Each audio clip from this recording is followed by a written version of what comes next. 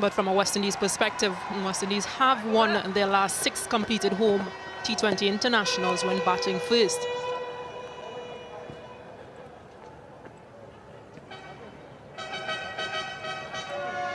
So we wait to see if that's a good decision by Nicholas Pooran. And Kyle Mayers opening the batting with Brandon King. And of course, Kyle Mayers will come into this series full of confidence, full of form. The leading run scorer in the preceding test series had that magnificent 146, if you guys can remember. It's a different challenge here today.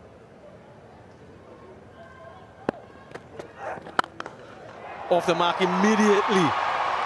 A swashbuckling shot outside the off stump. First delivery, 4 runs. Yeah, we spoke about the pitch being a batting pitch and getting rewards for shots.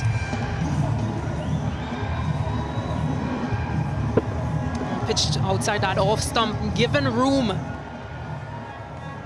And Kyle Mayers, and does not make a mistake. Talk about confidence. He's oozing of confidence at the moment.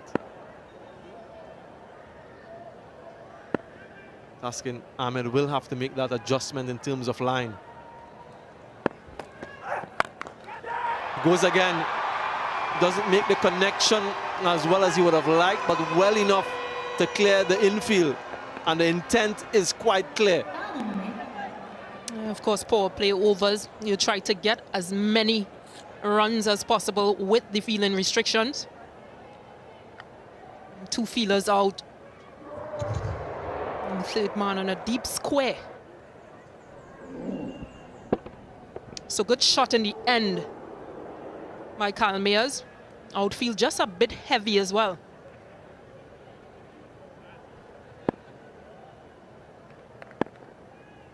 Mamadullah maintaining that solitary slip fielder.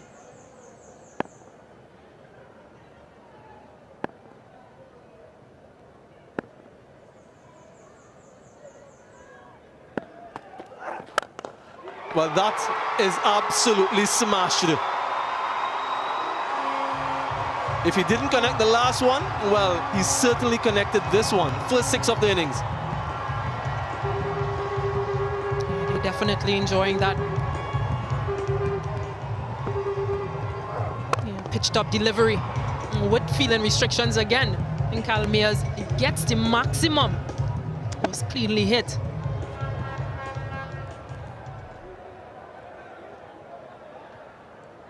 Yeah, she likes it. Yeah, the crowd in. Well, if he sticks around, will be certainly entertained. Change in angle from Taskin Ahmed, change in field as well. The slip comes out. Goes into mid-wicket. Taskin goes round the wicket. Expensive start. His first bit of action in this tour.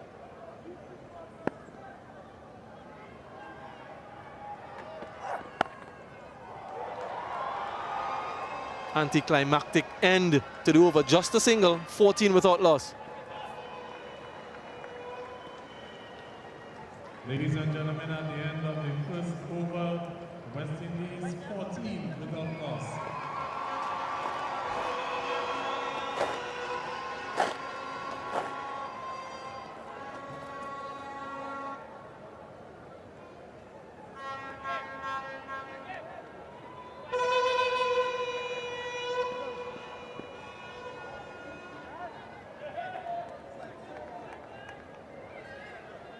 A plethora of all-rounders in this West Indies team. Mahedi Hassan, the off-spinner, will open from the commentary box end.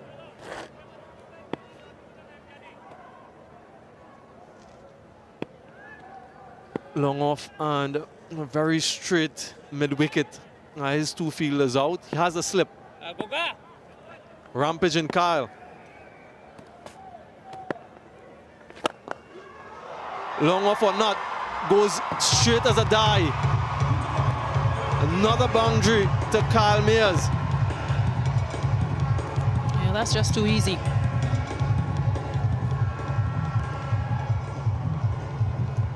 do anything much in that delivery. And a good straight strike from Kyle Mears.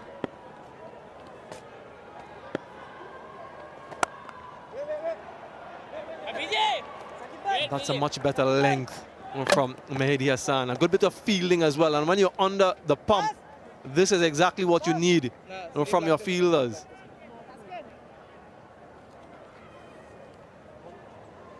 This pitch, from what we've seen so far, appears to be a good one. So your length is very crucial as well as your line.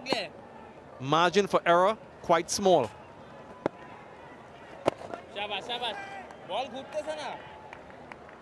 Just saw a field change.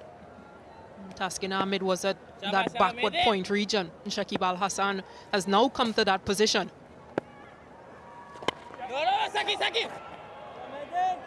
Yeah, you don't want your tallest bowler in that field position. You want someone that's agile.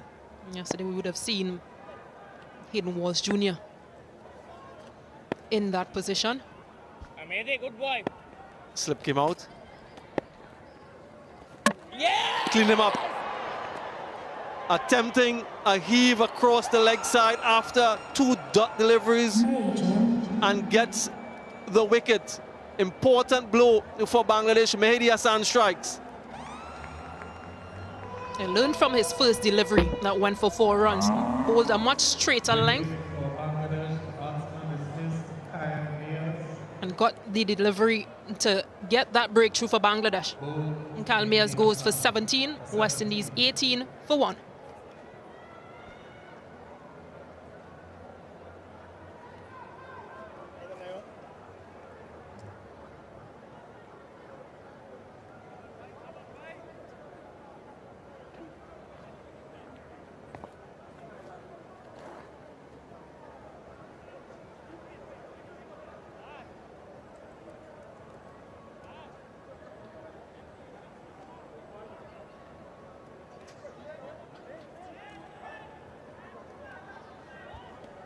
New batsman for the West Indies, Shamar Brooks.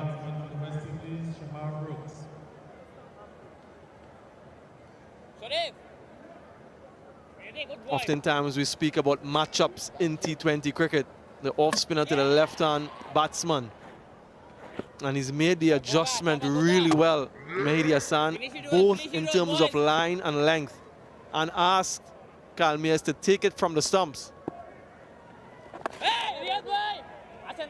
And an excellent recovery after being hit for 4, first delivery, 18 for 1. At the end of the second over, West Indies 18 for 1.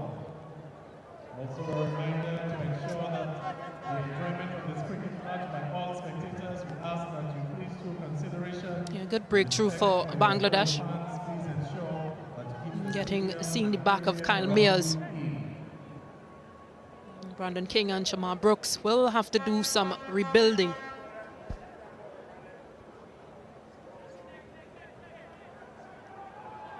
Mustafizur Rahman will take up the bowling from the Billy Doctorow Pavilion end. So just a solitary over for Taskin Ahmed. An expensive first over.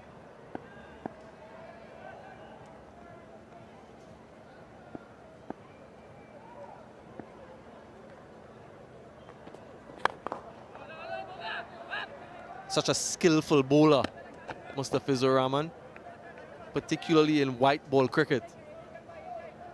Has all of those variations, and he has that angle as a left-hander that will go across the right-handed Brandon King and Shamar Brooks. There's a slip-in position as well, so still looking for a wicket. Mahmudullah Riyad.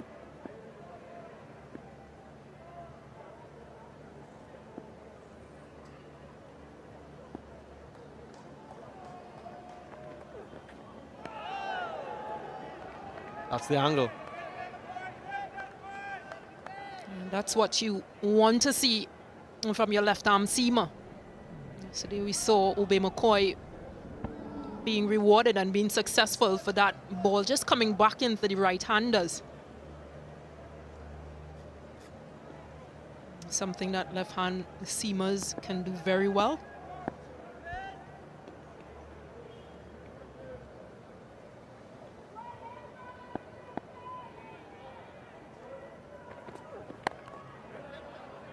Third man is up, straight to him, no run. And talking about left-hand seamers, Sheldon Cottrell was part of the squad, but unfortunately he got injured. And there's another one who's on the reserve, Dominic Drakes. So a plethora of left-hand seamers involved in this tour.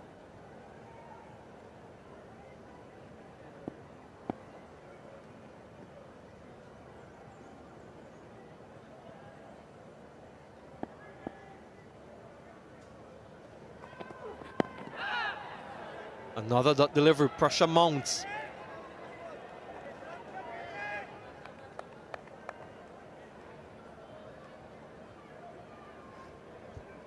Dominic Drakes, the all-rounder from Barbados, and many people will remember his heroics from last year's CPL, that final.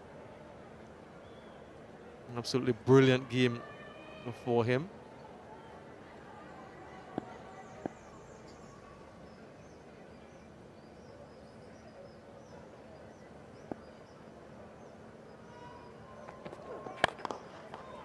In the gap, on the up.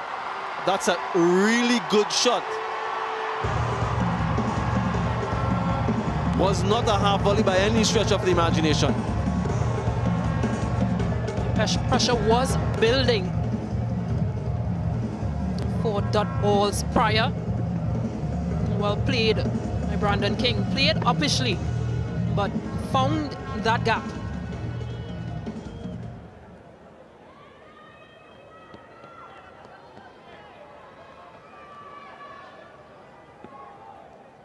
Last delivery remaining, so there's a change in field just to protect that onside.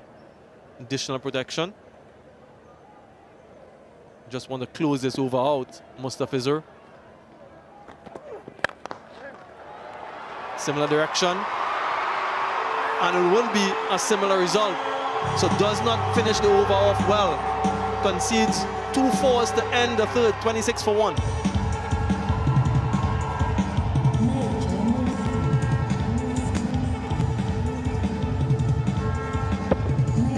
Pitched once again. A diving effort. Ball just winning that race.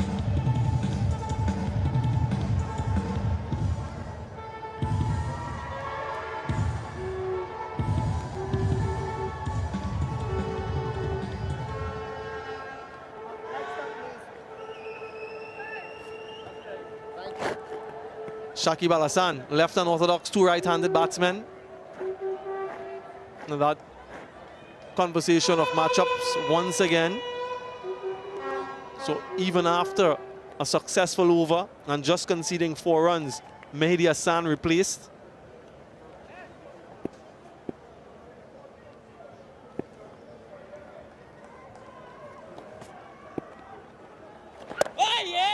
Straight on target. And we talk about assessment and making those adjustments quite quickly.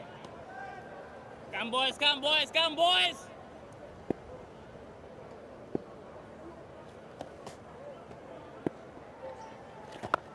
In the air, the fielder settles under it. Mamadullah takes the catch. A really disappointing shot there from Shamar Brooks, and West Indies, well, they lose their second.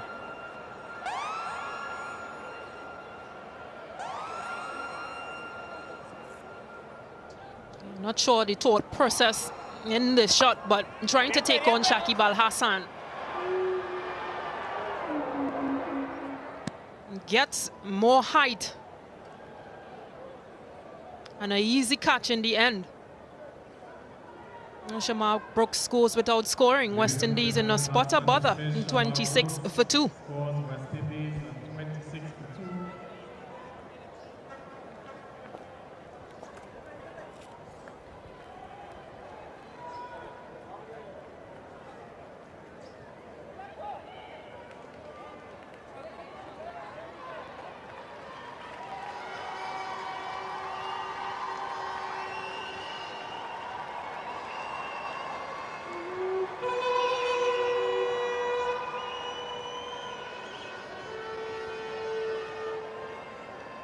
West Indian white ball captain Nicholas Pooran makes his way out to the middle. Best of 70 in T20 internationals.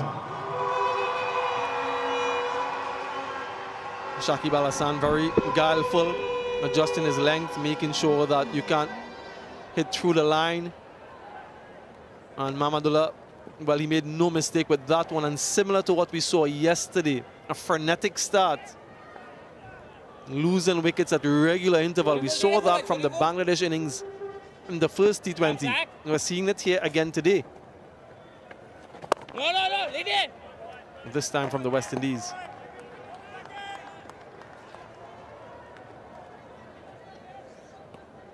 And similarly to yesterday, Shakib, good the boy, wicket's Shak. going to spin. No. Afif, great. And to adjustments of bowling in terms of bowling slower, taking pace off the ball. He's really going to give you any bit of width. Shakib Al-Hassan generally finish on the stumps or on the pads. His protection for the right-handed batsman would be the deep mid-wicket and long on. For the left-hander, it'll be on the other side, mid-wicket and long on as well.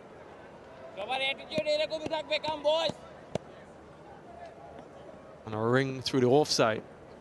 So a tight line, but the length is equally important. Great Shakib. Yes. Excellent over, a single and a wicket, 27 for 2.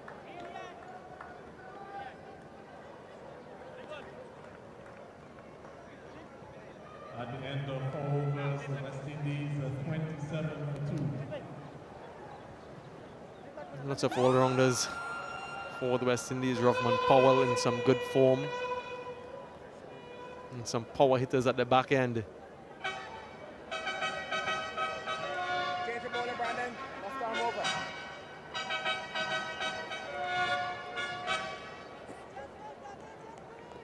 Another change in bowling for Bangladesh. That would be 5 bowlers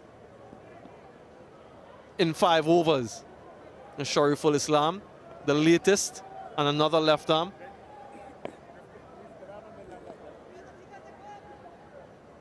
So one southpaw replaces the other.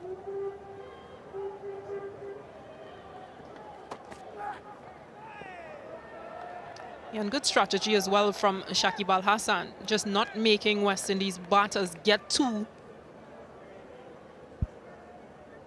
comfortable with one bowler. Well done by Mahamadullah.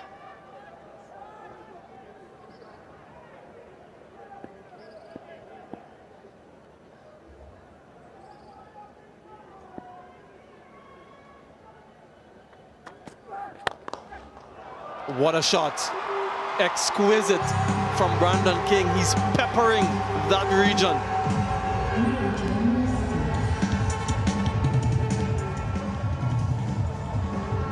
Yeah, they're in support of that shot. Well played once again. Seems like that area just a preferred shot for Brandon King. And it just underscores how good this strip is. He's playing those shots on the up, on the front foot.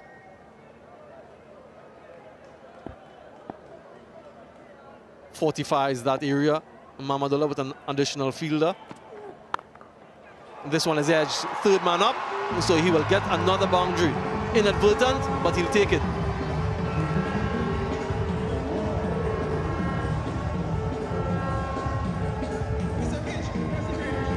They've enjoyed those 2 boundaries of those 2 balls.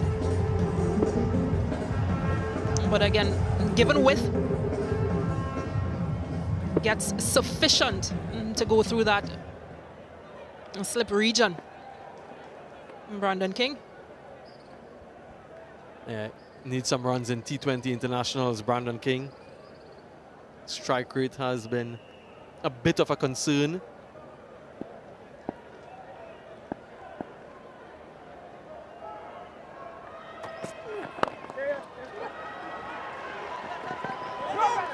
Just a single. And I'm talking about making assessment, real-time assessment and adjustment for bowlers.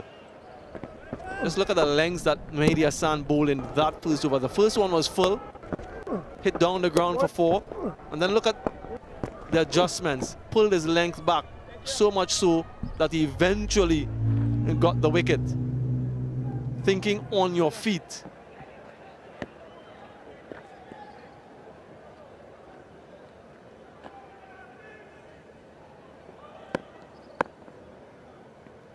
Not yet off the mark, Pooran.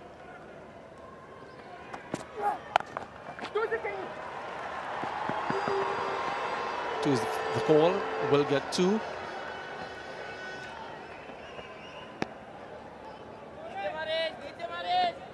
Really positive start from the West Indies. And they would know that this surface is a good one and will need to get a healthy first inning score.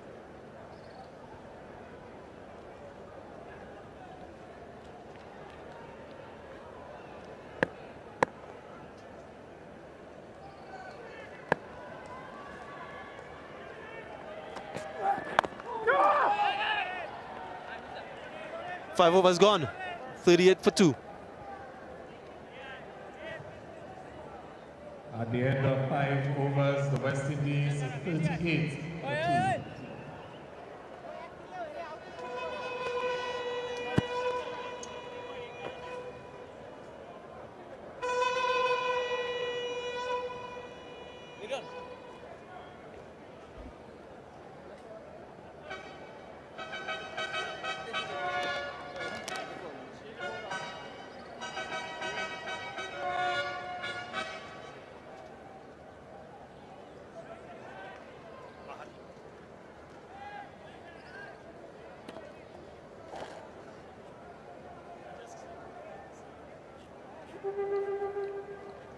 Okay.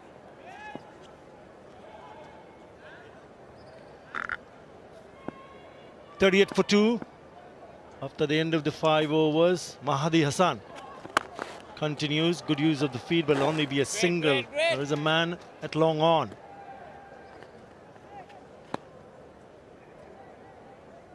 Important for someone like Pooran and King to carry on, because he looks to be in really good nick, and so will Nicholas Pooran, the skipper, in the middle. Come boys, come on, Just guys. have faced 3 deliveries. It's such a good batting pitch. What we have seen so far, batters have backed themselves up to play on the up. And once you hit it in the middle part of the bat, it goes, and it goes quickly. Already 6 fours and a 6 in this innings of 39. Come Goge, come Goge. Good afternoon, Bish. Hello, Atta. Hello, everyone. Oh yes, boy. Yeah, what I'm looking for are the little Great matchups, goal, great and you'll goal. see that cleverly with Bangladesh. Good boys, good boys. Great line, We've seen it already with spin against Kyle Mayers. Hey, 2 right-handers came to the crease, 2 right-handed batters. Shakib came on. And so those are the little subtle matchups you'll be looking for. Brandon King against spin generally. His strike rate drops once pace is taken off the ball. Pooran fancies left arm spin as the wide is signalled more than perhaps off spin, but he's a good player.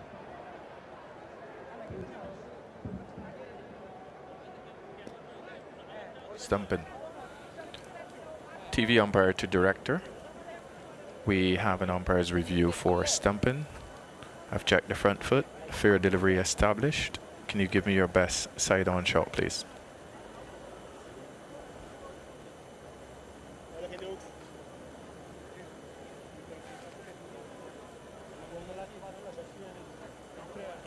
Just follow through for me. I want to follow all the way through the keeper's action. Thank you. Foot is grounded all the way as the bail is removed. I'm ready to make my decision to the big screen. My decision is not out. I repeat, not out.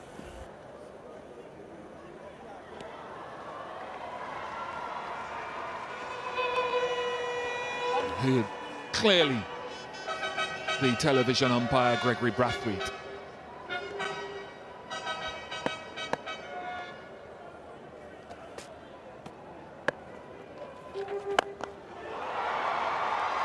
Hit it well enough. Well enough from Nicholas Pooran.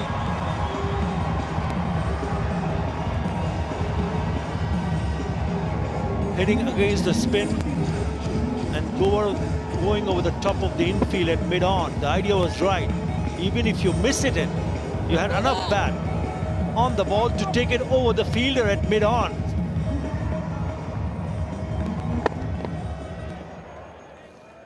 Yeah, because the two fielders out are deep forward square and long off. Let it.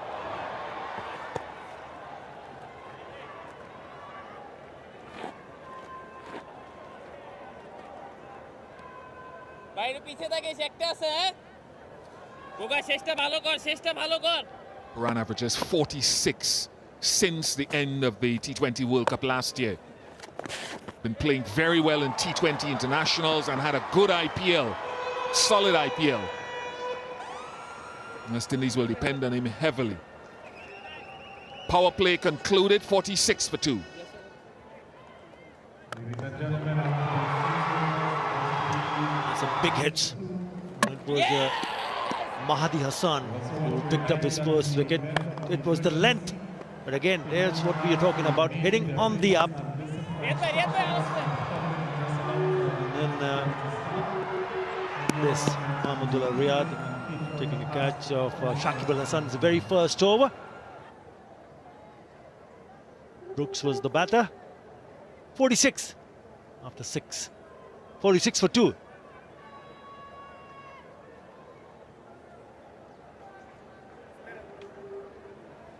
Another change at the Billy Ducktrove end, the former international umpire Billy Ducktrove, son of the soil here in Dominica. I saw him in one of the corporate boxes high above to our right a little bit earlier.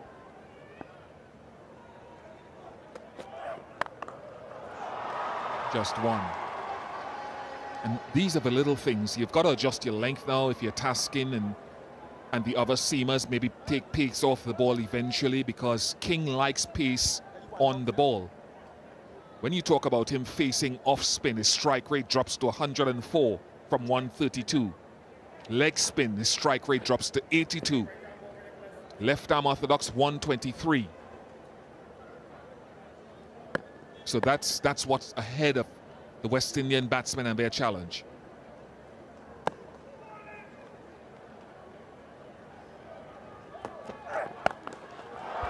That's disappeared. That's a good pickup shot. That wasn't all that short from Taskin Ahmed.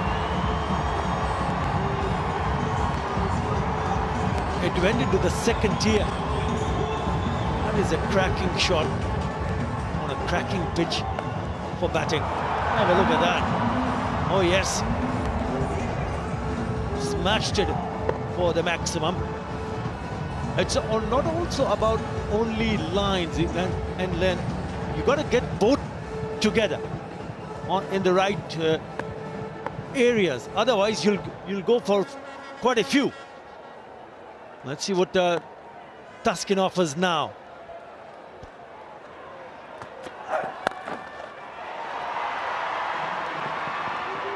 And that was almost, as they go for two, almost a predictable response. Because around the world, teams with quick bowlers have talked about hard length, heavy length, and sometimes short at Nicholas Pooran. Sometimes we've seen it work. But he's such a talented young player. He knows that's a challenge that he has to overcome. And at times he's done it successfully. I think the key would be on this kind of a surface, take the pace off the ball.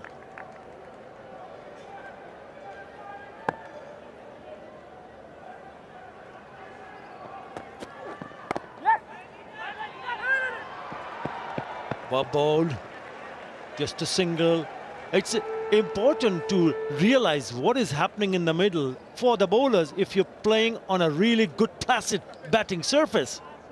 And if you don't pick up what is happening in the middle, you'll start to give away too many runs, too many boundaries. So that's one of the reasons why I feel and why we feel that taking the pace off the ball is going to be very, very crucial. 100%. 100%. We saw it with Shepherd yesterday, very good. We know Obed McCoy had it up his sleeve.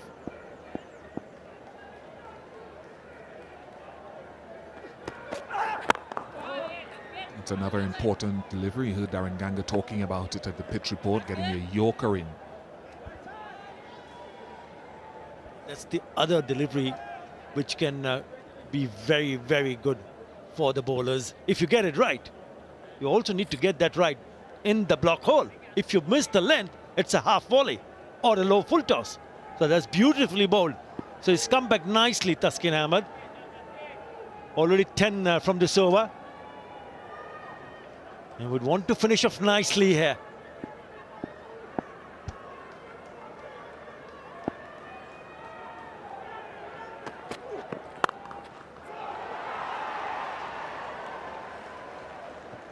"11 from the over, 57 for 2.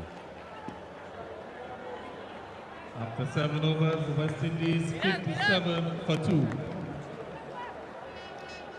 Brandon King's driving is nice and fluent. That wasn't a bad ball at all. That was. Even that was a length delivery. But again, pace on the ball consistently has proven to his benefit.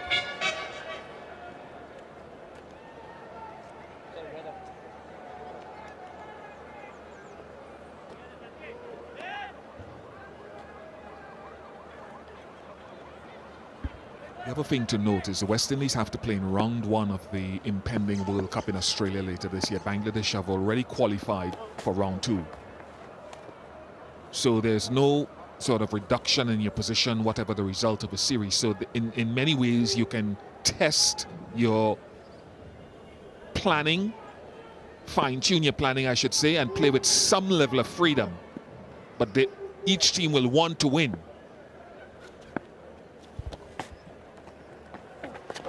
Yeah, done. And it also gives you an opportunity to test your bench strength. And as you rightly pointed out, Bish, both teams will be looking to win the match, win the series if possible. So you got to be performing, whoever comes in to represent the teams.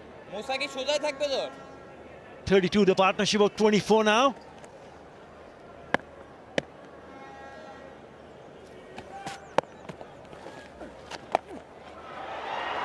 Full range from Nicholas Pooran.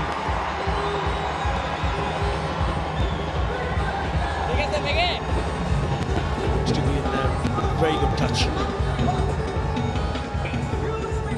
Knowing that the fielders were inside the circle on the onside. It is the switch hit, the reverse. And he's hit that over the top to the infield. It just got the bottom part of the bat.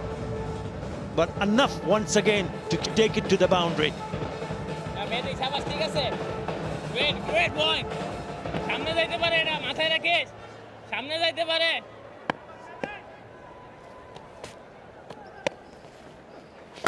Riyad ভাই শাবাশ রিয়াদ ভাই 550s in 11 innings since the T20 World Cup last year for Nicholas Pooran.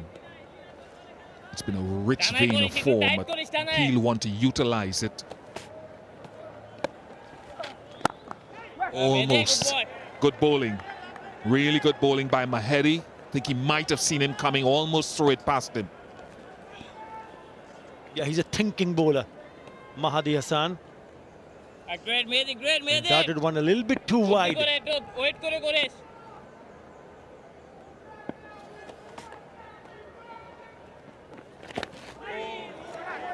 Fortuitous. King and West Indies will take it though. Might have been a good save, so we see it as 3 as it stands right now. The umpires may want to have a look. No. That is fantastic piece of fielding from Taskin Ahmed. At the very last moment, the ball moving towards the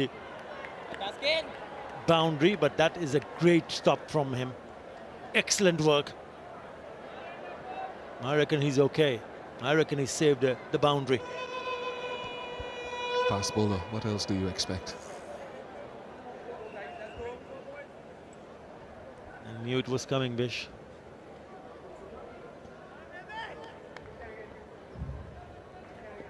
Three. I made it.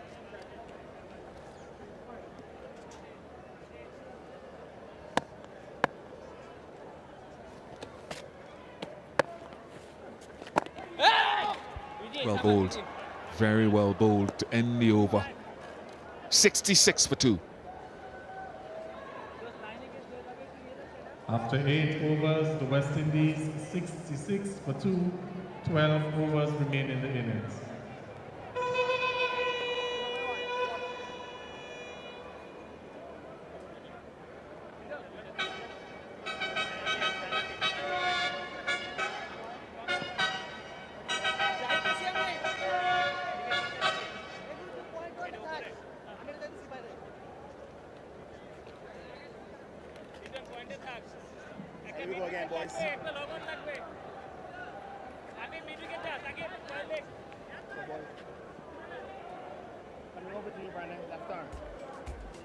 Great to be back here in beautiful Dominica, the flora and the fauna, the multitude of springs, hot springs, normal springs, volcanic island, quite volcanic. You don't see those white sandy beaches that you might find in Barbados or Antigua. It's more black sand and maybe quite rocky on the periphery of the island. The Nature Isle of the Caribbean, they call it. Here's the fizz-back, and we know that with Mustafizur, he bowls seam up, but he can also put a lot of revs, cutters at pace on the ball. I think that's one of those, pace off, and the misfield, and the run. See.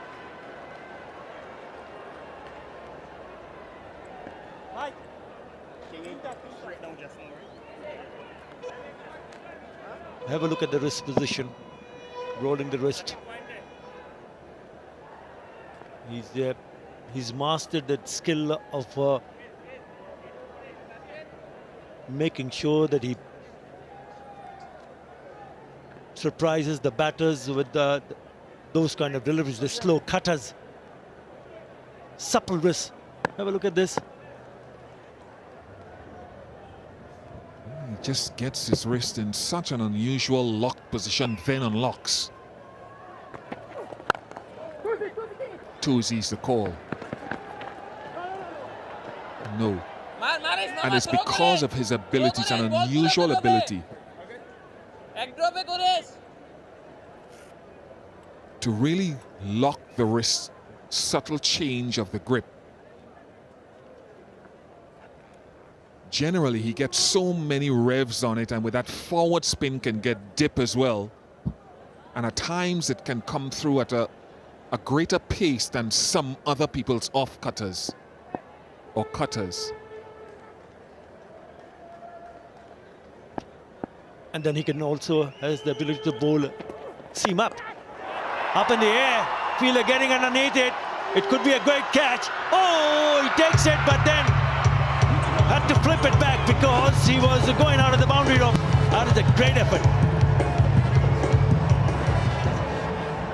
He's a keeper, remember that. That was a sensational effort. Could have turned out to be a spectacular catch.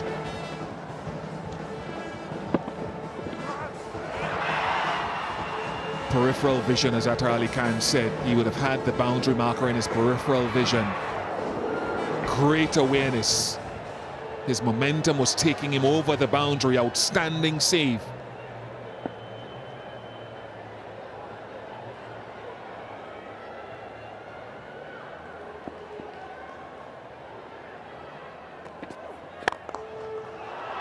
Top class.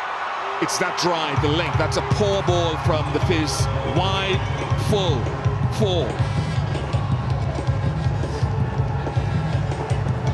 Batters will be looking to make sure when do they get their opportunities to free their arms.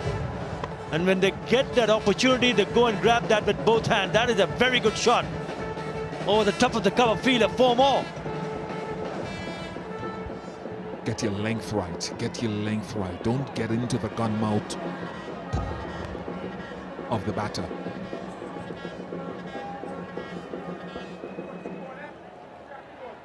Mid-on comes in to position, third man drops back, top left of your screen.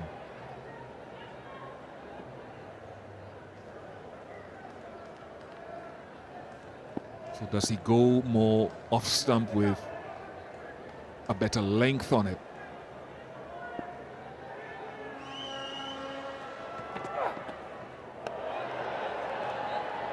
Bluffed in, went short.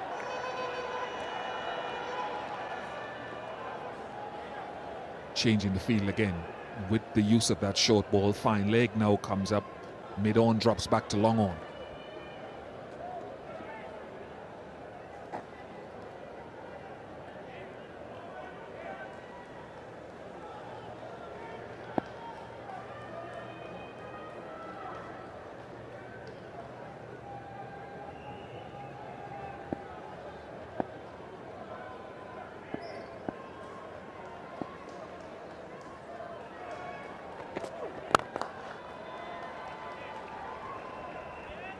Nine off the over.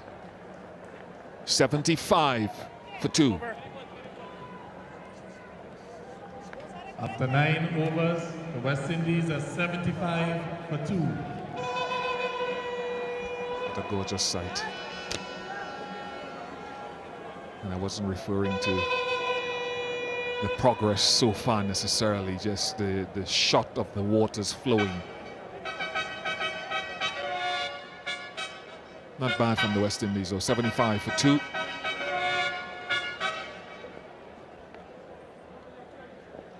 You can see the rock formation being a very volcanic island just in the background there, slightly. Not sandy to a great extent. It's more of a volcanic remnant rock formation. How the West Indies get through the middle phase of the innings against a lot of spin is going to be fascinating to their development. No, very good boy. Just going back to the beauty of Dominica, I still cannot stop myself from taking more snaps. I have to request the gentleman sitting right next to me, Bish, because yes, good boy. bowled another Yorker, because he usually sits in the front right next to the chauffeur, and I had to ask and request Bish to go back. The reason for me was to ensure that I get a front seat view so I can actually go and take as many pictures as I can and the videos. And I can tell you one more thing, I'm not stopping.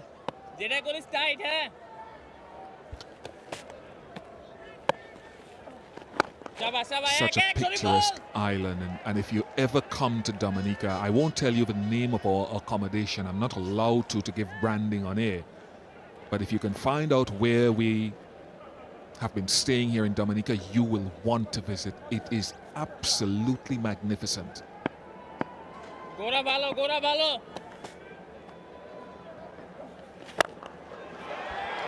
Hit the gap nicely all the way for 6 for Brandon King.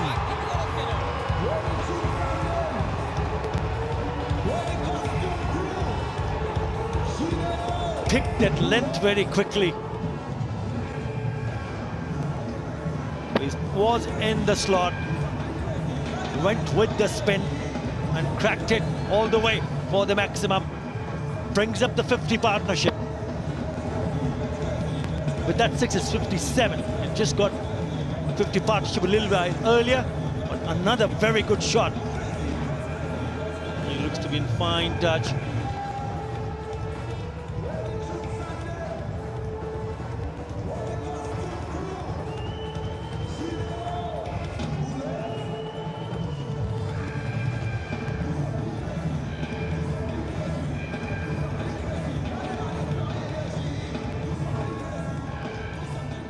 Two half centuries in T20 internationals, highest score of 67 against Pakistan.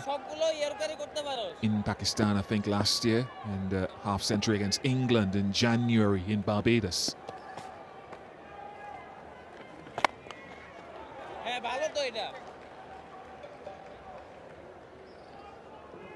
Fascinating to know what his role will be now that he seemed to up his tempo, strike rate now at 140. Grand strike rate 141.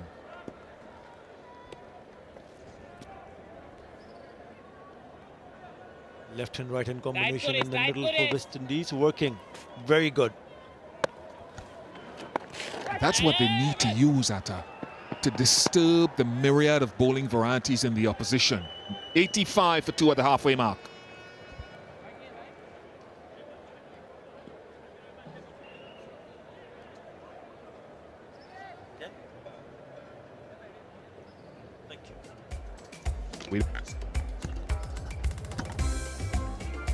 As we said before, it's a great pleasure to be back here in Dominica for the first time for international cricket since 2017.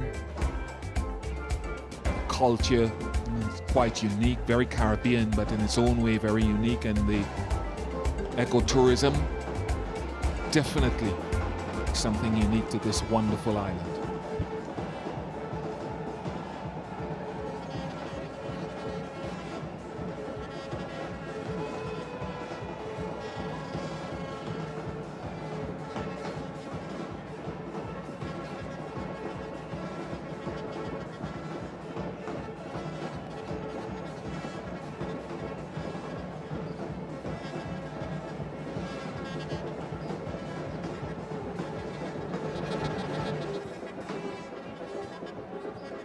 $85 for 2. Hello, everyone.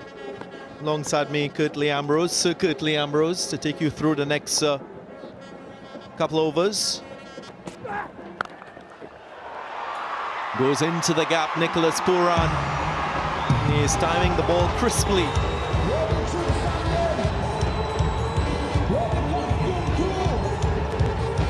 And the crowd, they're enjoying this.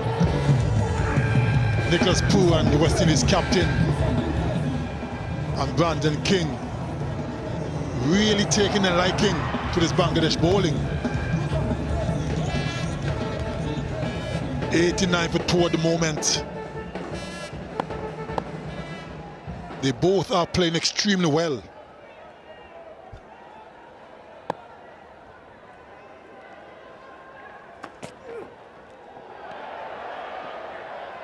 Wide signal, as expected, with Nicholas Pooran advancing.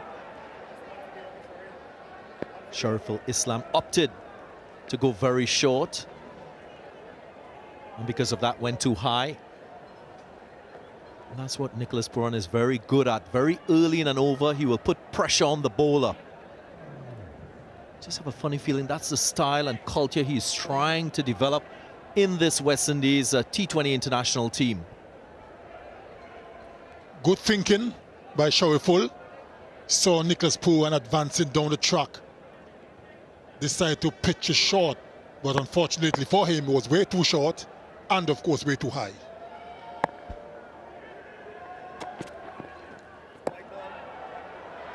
Another wide. We just qualified that statement by saying, from a batting perspective, we can clearly see a lot of intent very early in the over by the West Indians so far. You think of Kyle Mayers and what he did in his short stay at the crease, Pooran King as well. And we can look at the batting effort throughout this innings, Sir Curtly Ambrose, and you would see in the first couple deliveries of an over, there is that intent to get a boundary. And in doing so, it immediately puts pressure on the bowler. I really like the intent of the West Indians from the very first delivery. They show this positive intent where they're going to take the attack to the Bangladesh bowlers, won't give them a chance to get settled. And up to this point, it's working perfectly.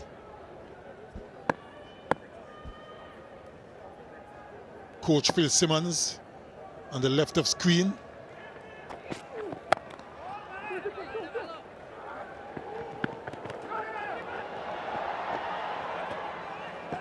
Again, it's the way of the modern game, modern T20 game. Teams not contented to allow the middle phase of the innings to go by without accelerating more than what they achieved in the power play phase. Think of the more competitive teams in T20 cricket. There's a gradual increase in scoring rate throughout the innings from a batting point of view. I have a question for you, DG Ganga, after this delivery. I'll put you on the spot.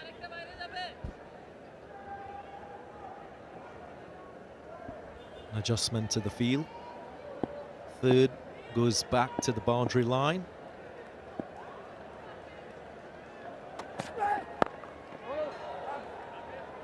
Well bowled. That was beautifully bowled. Question for you. How do you think I would fare in T20 games? I don't mean now at age 58. I mean in my prime.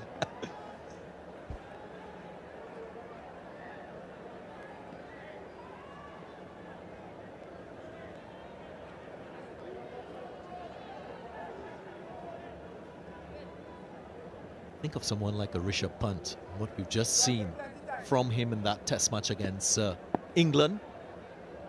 I can see you being very grumpy throughout your entire spell.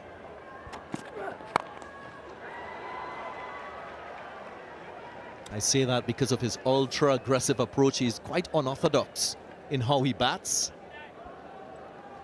That didn't answer the question. How would I fare? That's the question.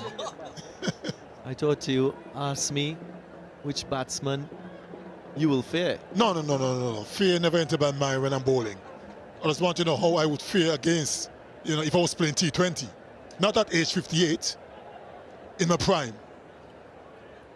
I think you have all the skills to make the adjustments so quickly. Apart from that fiery pace that we've come to know of your bowling, I think you have that ability to adjust, to bowl your accurate Yorkers, that aggressive short ball as well. Not quite sure about the slow delivery. We can probably say Courtney Walsh was a better exponent at that type of delivery. He certainly was. I never really had a slow delivery in my arsenal. But I reckon if T20 was around back in my day, it would have been something I would have developed, knowing that is a potent weapon to have.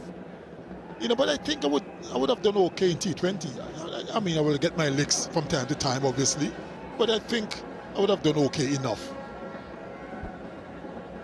But enough of that. Back to live action. There's a change in bat.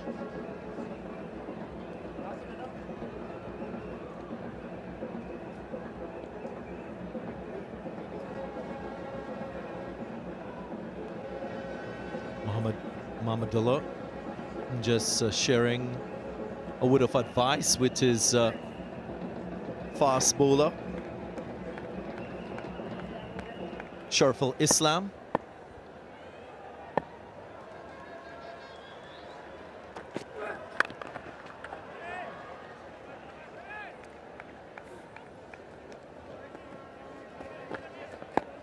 Seven runs from the over, 94 for 2.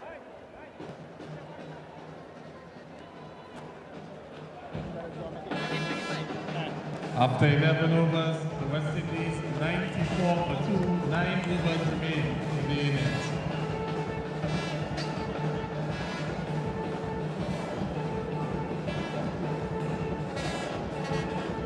Rovman Powell, Odin Smith, Kimo Paul into the side. A forced change, as mentioned, Devon Thomas. Picking up an injury, not being fit for today's contest. Bangladesh spinners, they've done quite well. Mahadi Hassan with a wicket. So too Shakib Al-Hassan.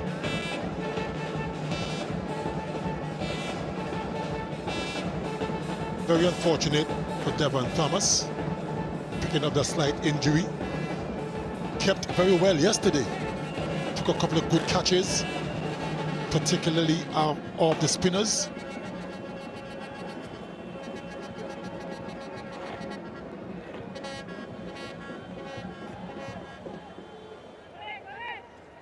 Shakib back into the attack. Had just a solitary over earlier. Took a wicket as well. Shakib bhai.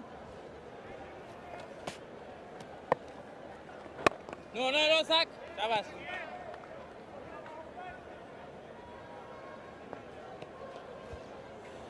3 fielders behind, square offside in a ring. Great sack. 2 dots already. Nicholas Pooran aiming for that big shot off the Q end.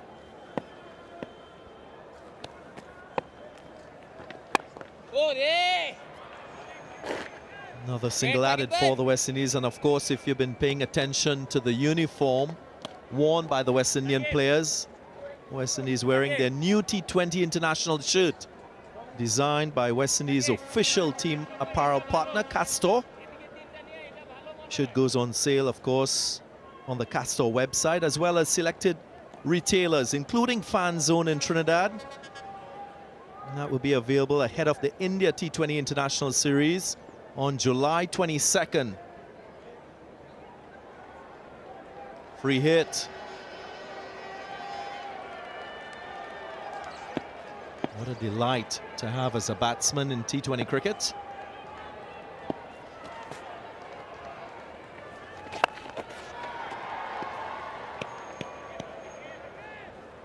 Using pace on the ball, Shakib Al-Hassan, and just ensuring that the line was very straight to Brandon King. No room to execute that big shot. Really bowling well. Both Brandon King and Pooran.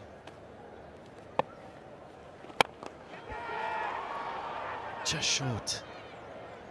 And Pooran didn't really look like he wanted to take it over the boundary line for a 6.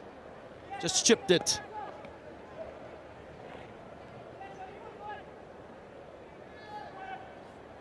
Captain Nicholas Pooran and Brandon King having a little bit of a problem getting away. Shakib Al-Hassan, he's a clever bowler.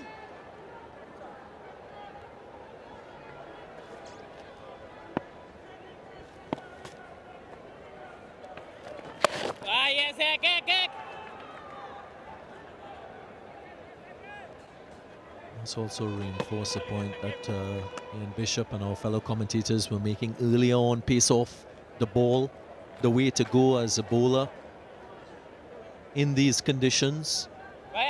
Spin, of course, playing a more pivotal role for Bangladesh.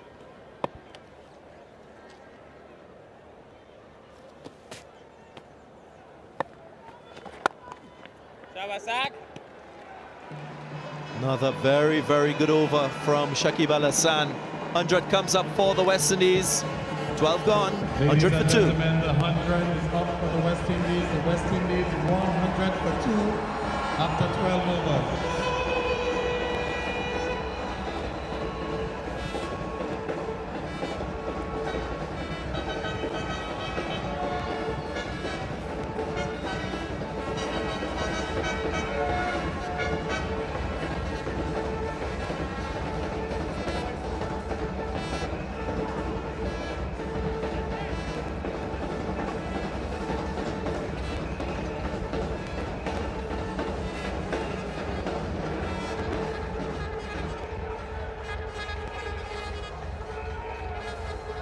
Things just slowing a bit for the West Indies in terms of run scoring. Bangladesh just responding well. Responding well with the ball and bringing in the changes.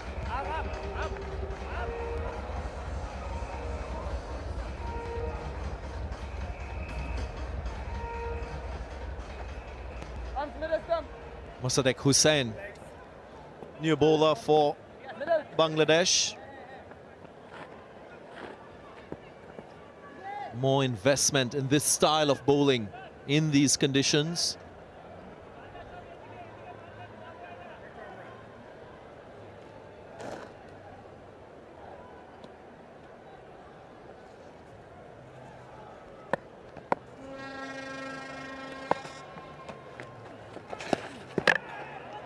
Make connection. We saw him execute that reverse sweep quite well earlier on. And the umpires will just check this stumping. The umpire to director. We have a umpire's review for a stumping. I've checked the front foot. Fair delivery is established. Can you give me your best side on shot, please? No.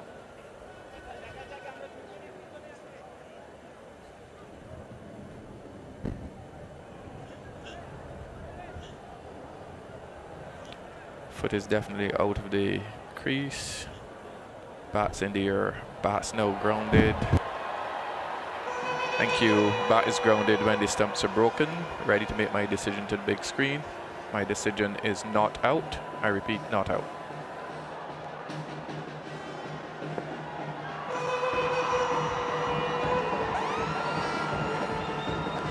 Norlisan just took a little while to gather the ball before dislodging the bails. See if Nicholas Pooran. No, mira, Musa. Siapa Musa? Great Musa.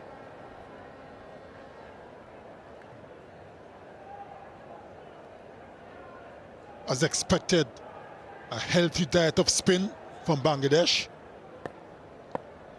And up to this point, they're doing a wonderful job for the team.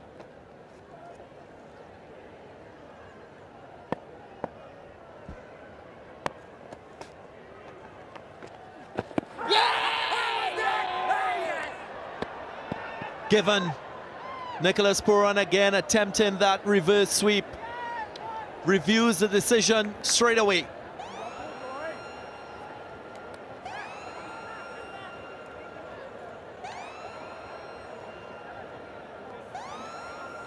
TV umpire to director.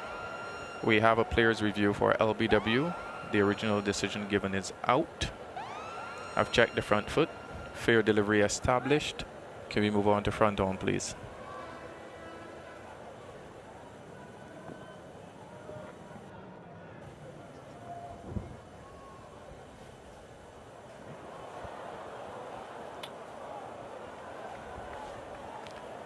Doesn't appear to be any bat involved. Can I use outrage to confirm if there's contact between bat and ball?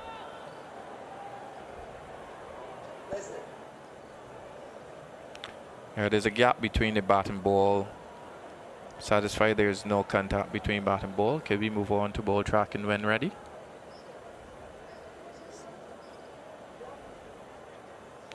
It's pitching in line, impacts in line, and wickets hitting. We go back to Leslie on field. Leslie, I'm going to ask you to stay with your original decision of out. You're on screen now. Make your signal. Ladies and gentlemen, the batsman dismissed. Confirmation, Nicholas Pooran has to depart. 29 deliveries. A fine innings from the West Indian captain, 34 from 30. It's 100 for 3.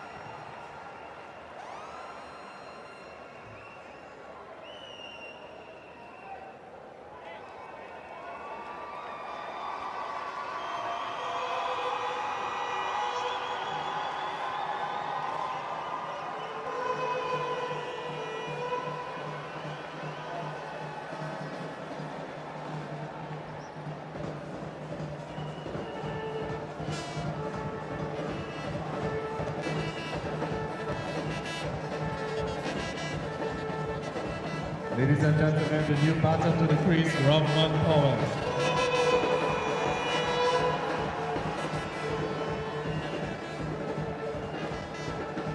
Rovman Powell, the vice captain of this West Indies T20 international side for this series. Again, Nicholas Pooran just there. Thought it was a reverse sweep. It was actually a switch hit.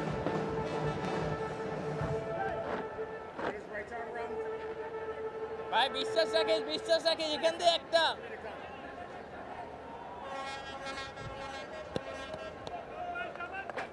Shaba Musa.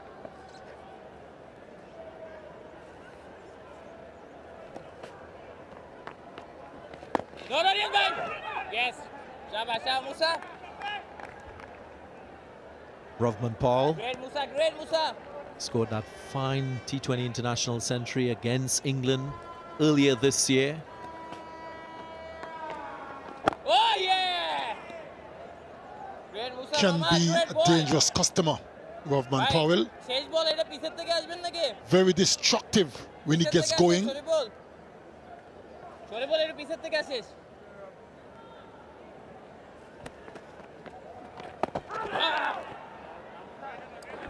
Wicket maiden, the first in this innings. 13 overs gone, 100 for 3. After 13 overs, the West Indies 100 for 3.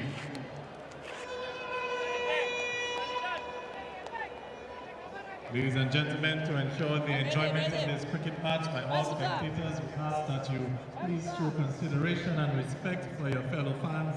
Please ensure that you keep the stadium Nice platform laid by the West Indies to launch in these remaining 7 overs.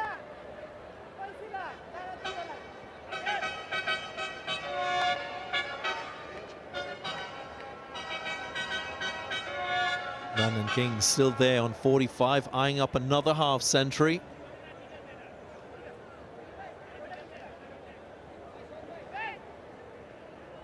Diet of spin for the West Indian batters.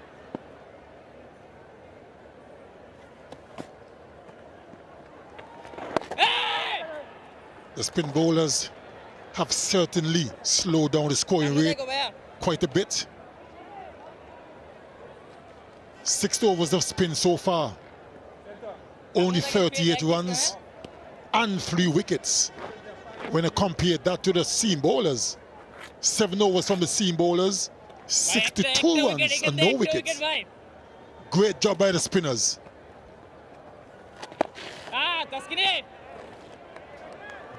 Great, Skinny. A lot of that, they think it's not pace off the ball. Also, the fact that they're bowling straighter lines, so if you play across the line, you run the risk of getting out.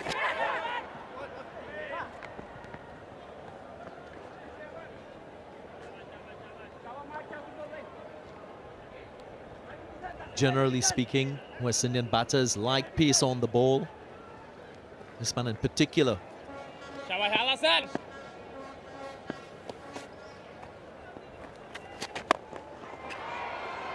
Over the top, into the gap. What a fantastic way to bring up another half century in T20 International. Brandon King, Ladies and gentlemen, batting with class and confidence. Good knock. Very, very good knock.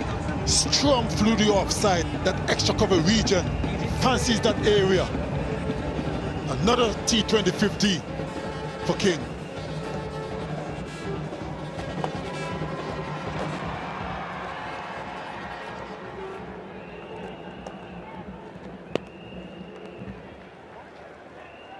At the start of the innings, he was looking on to his partner Kyle Mayers, striking boundaries, and then he got into stride, and that was the moment he brought up his 3rd T20 International half century. I like the way he held his shape when he was on the attack, especially with those strokes through the offside. 14 gone, 108 for 3.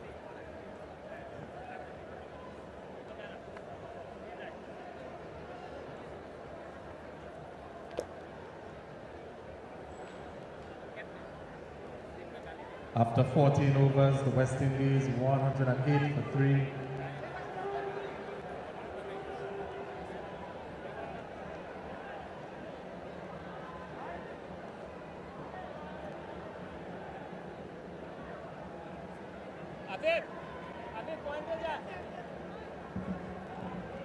West Indies will be looking to get anything near to 10 to 12 runs over from here on in. 6 fours and 1 6.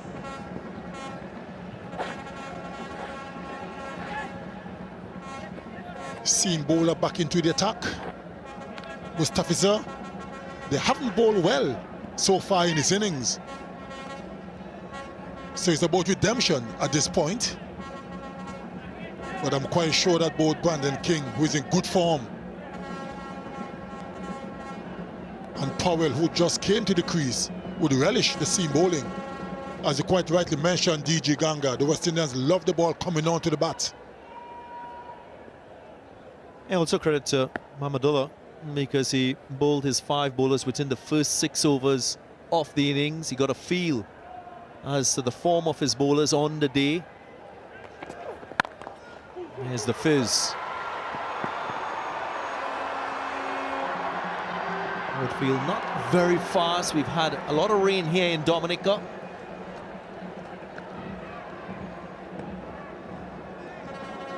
3 runs.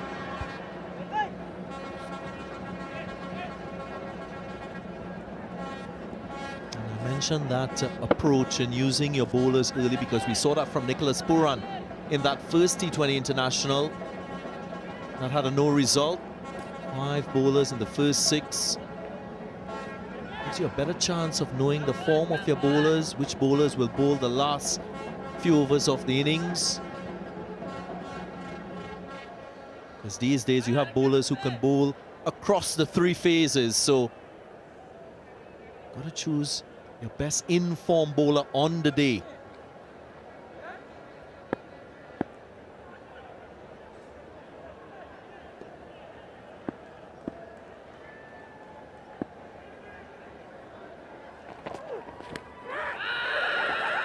Surely outside the line of the leg stump.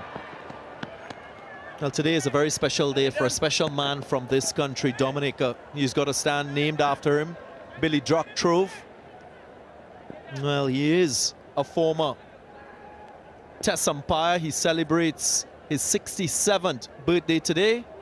Happy birthday to you, sir, from all of us here and all the fans across the globe. He is right of screen.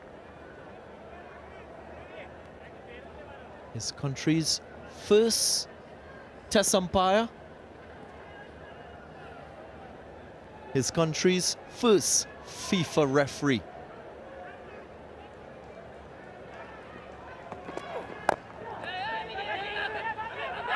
Indecision. Gets away with it. Rovman Powell, Pooran and King just find it difficult to communicate at the moment.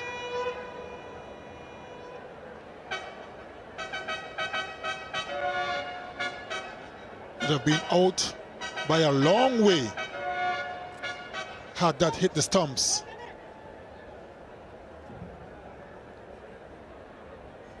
A bit of indecision and a little bit of miscommunication as well. Almost ended in a run out.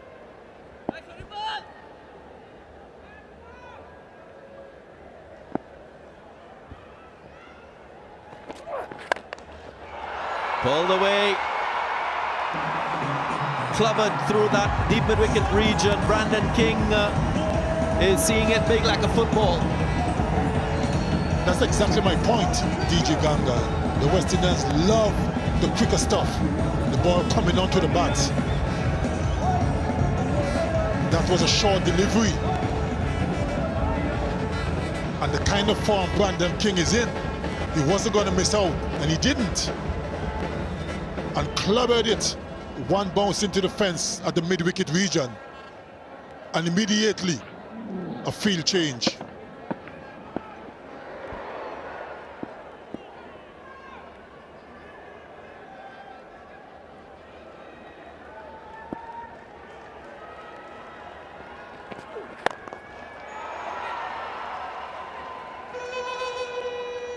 Talking about Billy Doctrove, quite a few former cricketers from Dominica named on the stands around the ground. Of course, the cousins, Irvin and Grayson Shillingford, 2 former West Indian players. Irvin Shillingford, batsman; Grayson Shillingford, right-arm fast bowler; Clem John and Caleb Laurent. Laurent off spinner, Clem John middle order batsman. There's also Norbert Phillip, the all-rounder.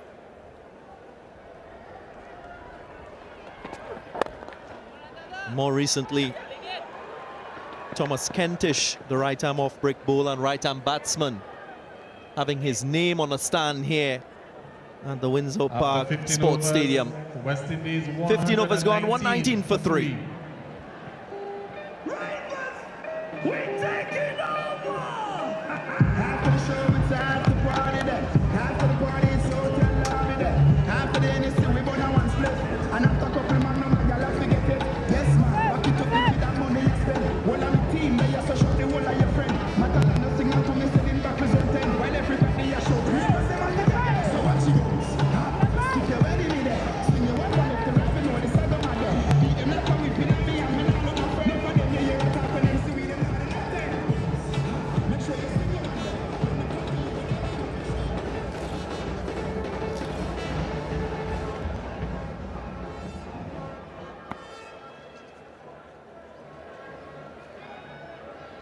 Shakib.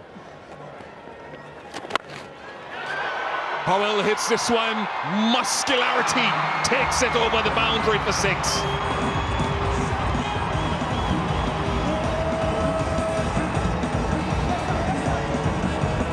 Yeah, all celebrations.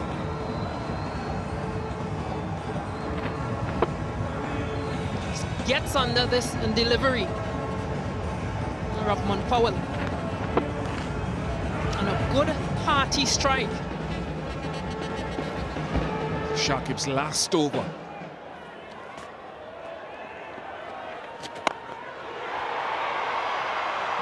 Hasn't hit that one nearly as well, but back-to-back boundaries, a 6 and a 4 to the West Indies vice-captain.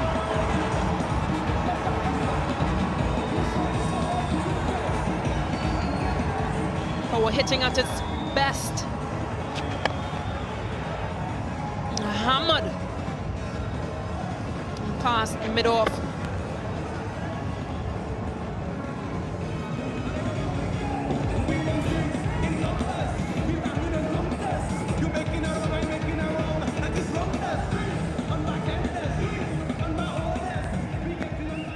Powell very adept at hitting the ball on the on side of the pitch, like several players on either side, either team. And Shakib asked him to take it from off stump. Oh, he goes straight and he pays a heavy price for it. 6-4-6 for Rovman Powell. They need a big over for West Indies, and they're surely taking a liking to Shakib's final over. He definitely pitched too short, but Rovman Powell latched on to that. What a hit. Yeah, I think he's gone straight again, and mentioned Rovman Powell's propensity for hitting the ball leg side. So it was risk-reward. What is he doing now? Strengthening the leg side.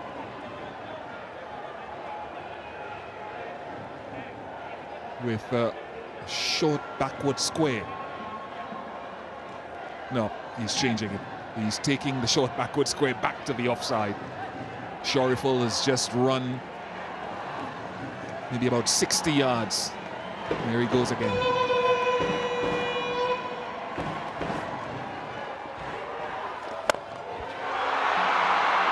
Magnificent. Shakib did bowl it outside the off stump. That is a top shot to hit that off the back foot for 6 in that direction.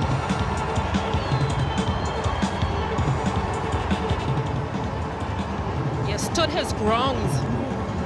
Rovman Powell went inside out, got enough to cross that boundary.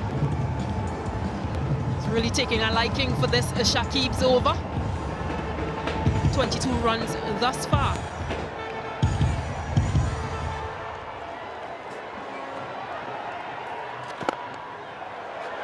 Before this over, Stacey and King and viewers, before this over, against spin in the match so far, Brandon King scored 22 or 15. Strike rate of 140. All the other batsmen before this over, 22 from 34 balls. That's how dominant spin was up to this over. And Rovman Powell, and totally against a matchup, left-arm spin right-handed batter.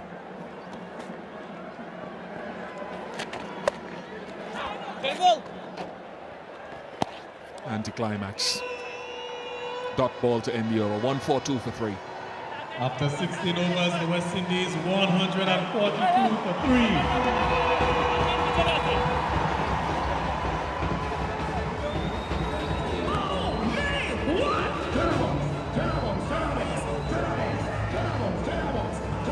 3. Biggest over of the innings so far.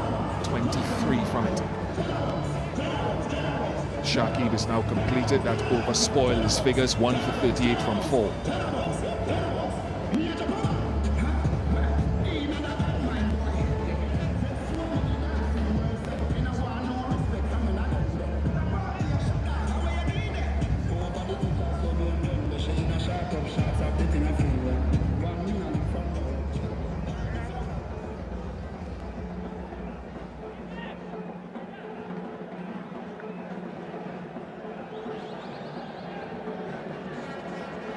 6 bowlers used by Bangladesh.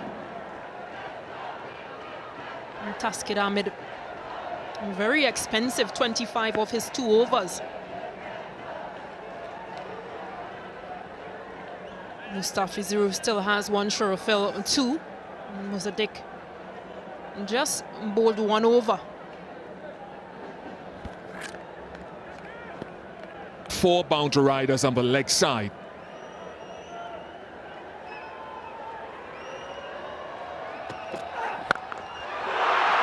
That is struck magnificently. Catch it on the grass banks. Dropped it. What power hitting by Rovman Powell. Celebrations, they're enjoying this. They're enjoying this power hitting from Vice Captain Rovman Powell.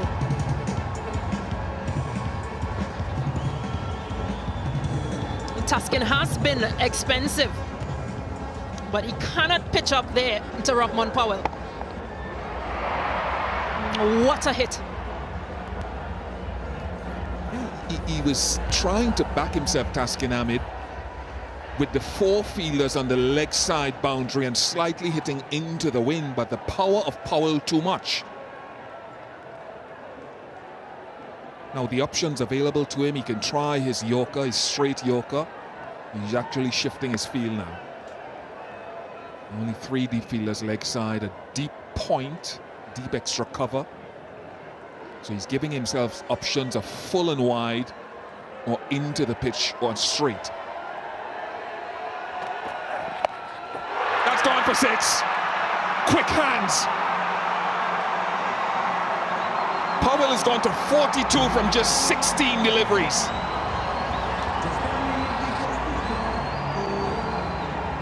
Yeah, they've asked for entertainment. And Rovman Powell and the West Indies are bringing it to them. The power of this man. Unbelievable. Pacers have suffered. Pacers have suffered so far in this innings. Pace on the ball has not worked at all so far.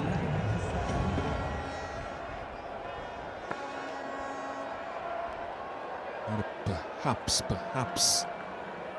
with those 2 deep fielders offside, they risk going full wide Yorker.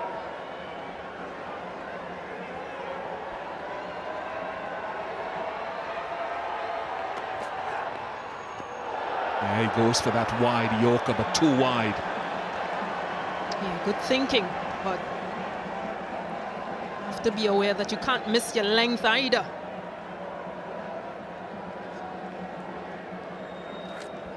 Cannot believe I said that. My good friend Sean Pollock, the former South African captain, if he ever heard me talking about South Africans say full Yorker, as if a Yorker could be anything else but full. Always tease him, he teases me. No such thing.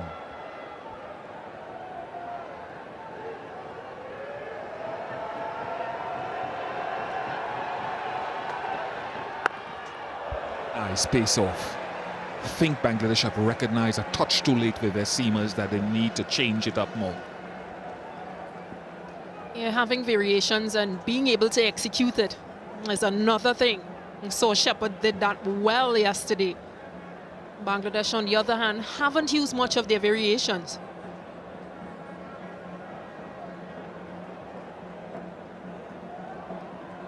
But an exceptional innings from Rovman Powell. Pooran King has been there from the inception. And that's what you want. You want a batter to bat as long as possible, bat through the innings. And King is doing just that. Straight. That might be reviewed. That might be reviewed. It is reviewed.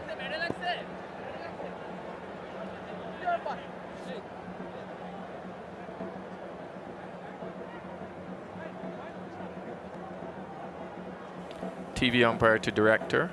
We have a player's review for LBW. The original decision given is not out. I've checked the front foot. Fair delivery established. Can we move on to front on, please?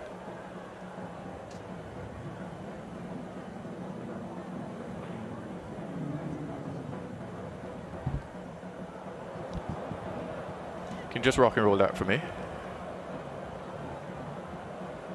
Doesn't appear to be any bat, but I'll use ultra edge as a result of how close it is to the back edge of the bat.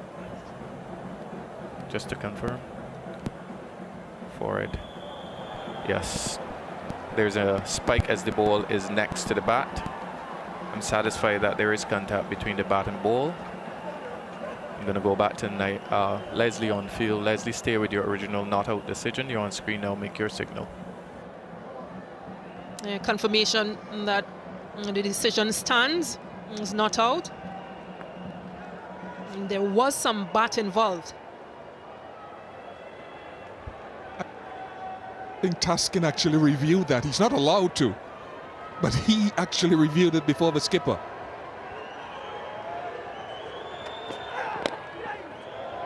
Good Yorker. Should be 2. Is 2. What an excellent umpiring decision from Leslie Rifford Jr. as well, because with this crowd noise, you are not guaranteed to hear a thin or little inside edge.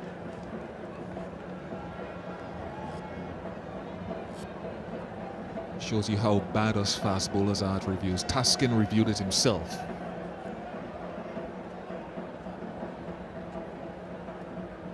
When I say fast bowlers, you're exempted, Stacey Ann.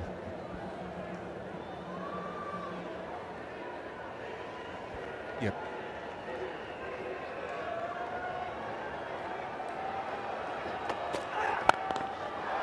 In the gap. Oh, magnificent wrist work. The wrist work there was subcontinental in its execution.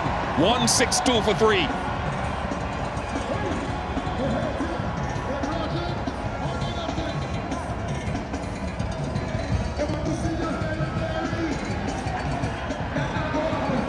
Fast hands, good eyes.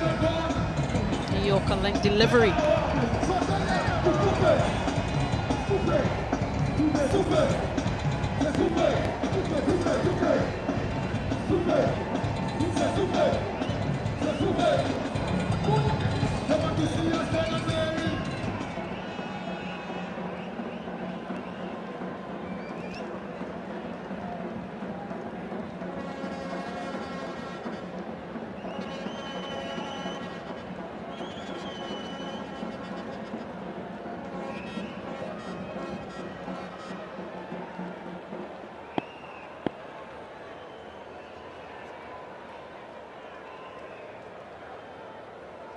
Sharaful Islam.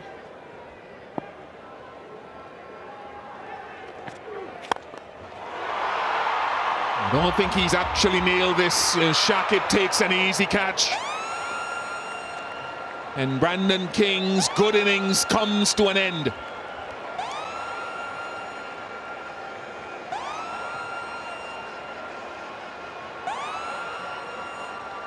Ladies and gentlemen, the batsman.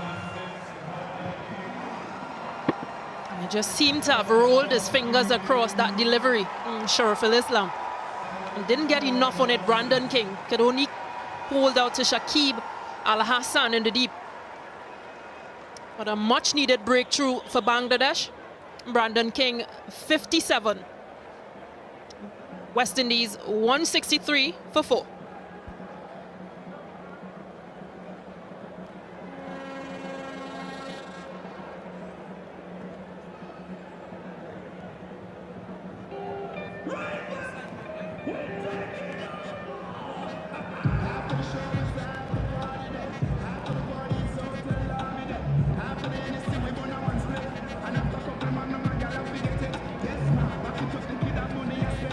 Ladies and gentlemen, the new batter to the crease, Romario Shepherd. Romario Shepherd is at the non-striker's end as the batters cross. Remember that ruling that the incoming batsman is not applied to international cricket yet. Will come in on October 1st. It's used in domestic cricket around the place as they choose to. 50 though for Rovman Powell, his 4th in T20 internationals, in addition to 100 against England in Barbados. A magnificent exhibition of power hitting. Strike rate of 250. 5 sixes and 2 fours. Tied for the third fastest 15 T20 internationals for West Indies. Kyron Pollard, Chris Gale and Johnson Charles, all in that list of 20 balls.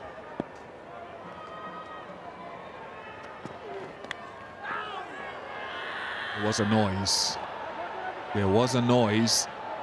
Don't know whether it was bat. Shariful wants the review. Mahmudullah is thinking about it. Nurul Hassan wants it.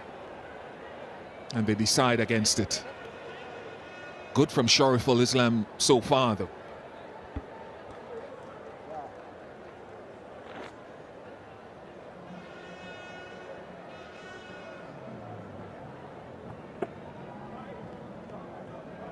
It just seems to be bat hitting ground.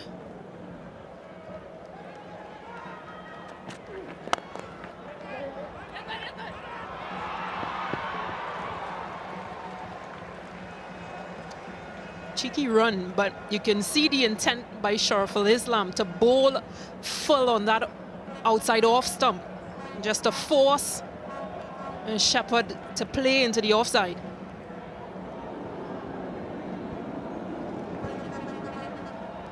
Yeah, aim for that pink line as it is now.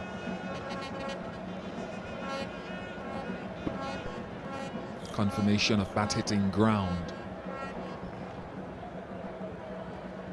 Outside that guideline, but I think Shepherd was across the stumps a touch early.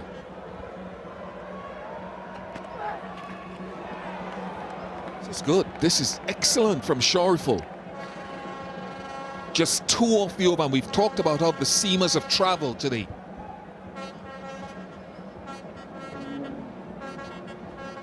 An aggressive short ball.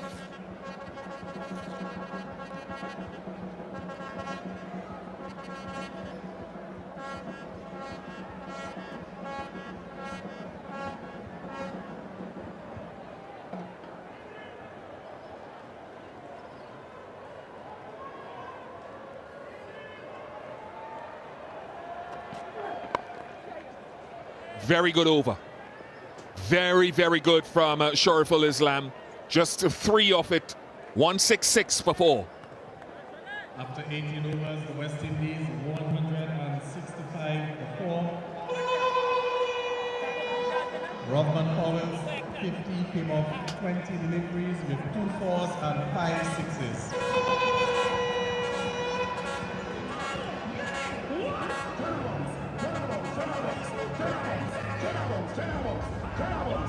That over by Shariful was the best by a seamer in the inning so far, just 3 off it.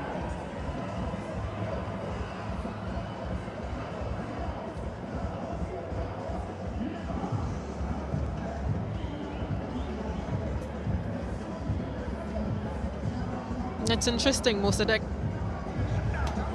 would have bowled just 1 over. No run scored.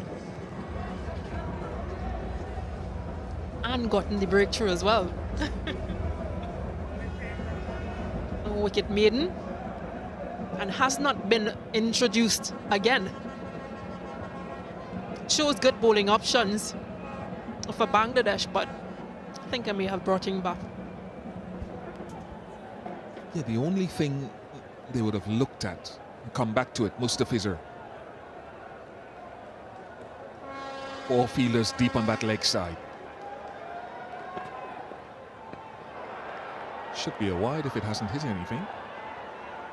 Wonder if it might just have brushed the pad.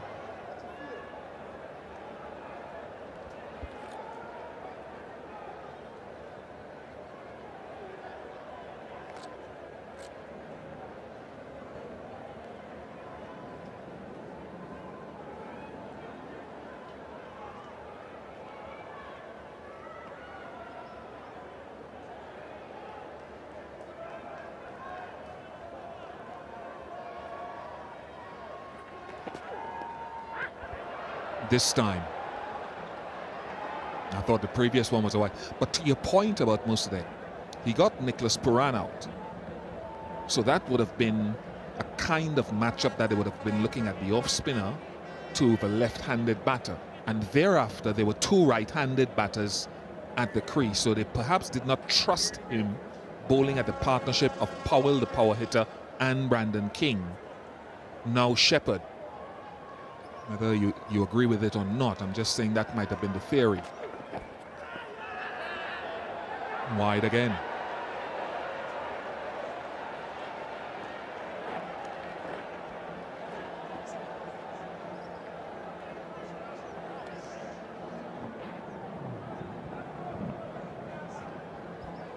I thought the first one should have been called more of a wide than that. That barely missed his leg.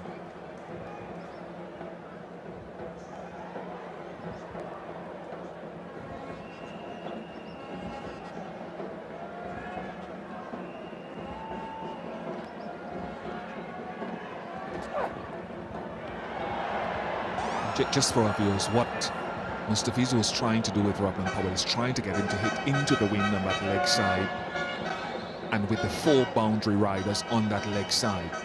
So he was trying to bowl to his protected side, and even with the short ball, he's asking Powell to hit right of screen to those 1, 2, 3, 4 fielders riding the boundary.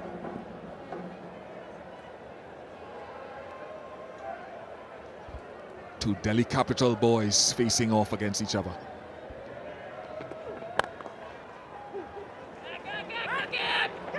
It should be 2. Comfortably taken. I don't know if the viewers at home heard it. I don't know who it was, but someone screamed, "Shakib!" Don't know if it was the Fizz.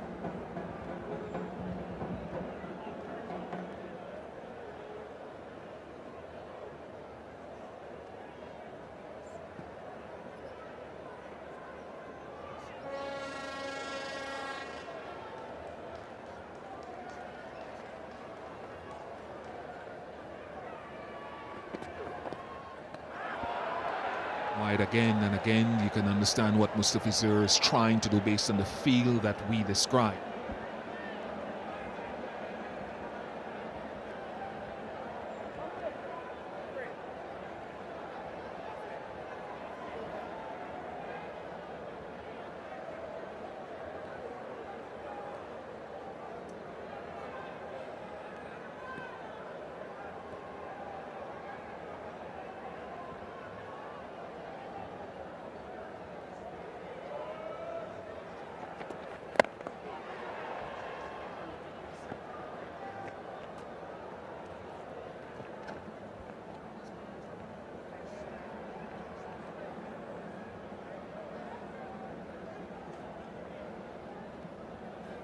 Stacey-Ann, as you very well remember, those 2 lighting columns are the only 2 remaining at the ground, where we used to have, I think 4 or 5.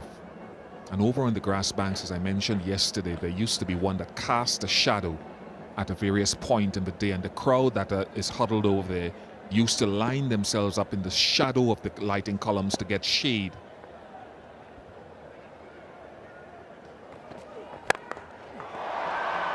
Not hit it well, not hit it well. That was a brilliant effort though. Couldn't get to it, but a brilliant effort from the fielder at long on. Yeah, good effort from Litton Das. Pitched up delivery, didn't get all of it. Mario Shepherd, a good diving effort.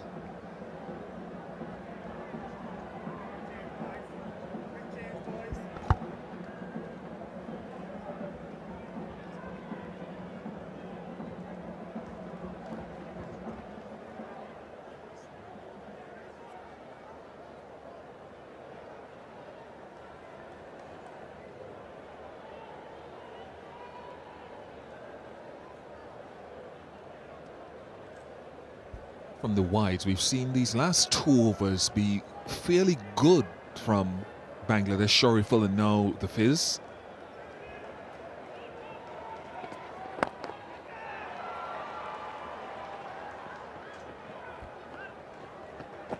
Only 11 runs in the last 2 overs, 174 for 4. After 19 overs, the West Indies 174 for 4.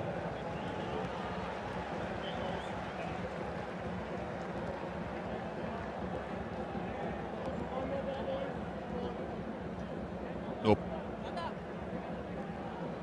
Oh, bad news for Bangladeshi viewers. Bad news for Bangladeshi viewers. The auto no ball, it takes a while sometimes to be called. It'll be a free hit.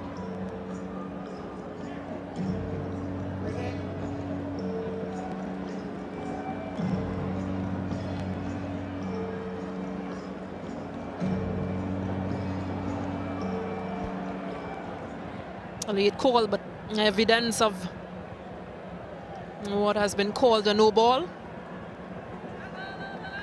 And this delivery will be a free hit.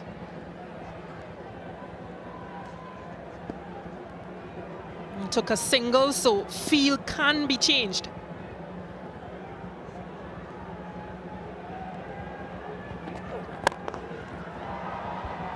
Good Yorker. Seen a few good Yorkers in the last couple of overs. 12. In fact, 13 over the last 2. 176 for 4.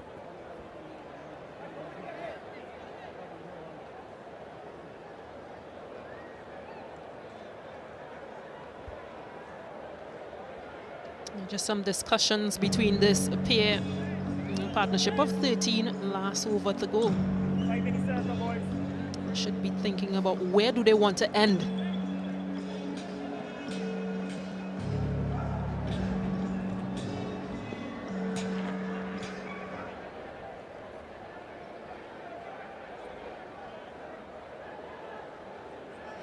Well, just some more news for viewers. The time allotted for the completion of the overs expired, so they're 1 overdue, and the fielder has to come up inside the circle as a penalty. So 5 fielders in the circle as opposed to 4.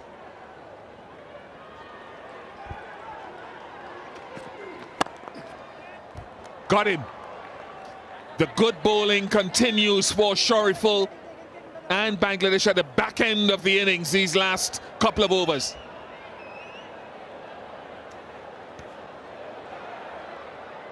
Yeah, we saw Shariful do this in his previous over. He tried to bowl outside off to lure batsmen into playing through that region. An easy catch in the end by Mahidi.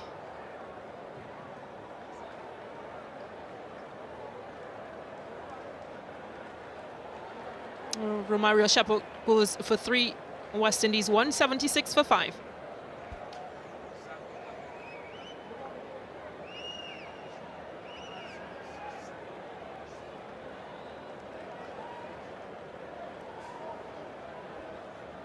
The new batter to the crease, Rovman Smith.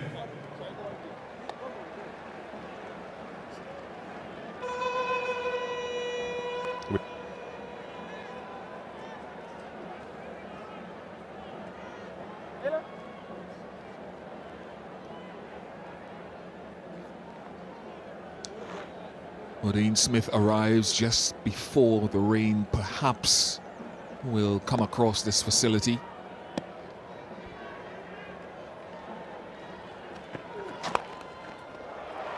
Clipped it away nicely. Good save, good grounds fielding. Keeps it to 2.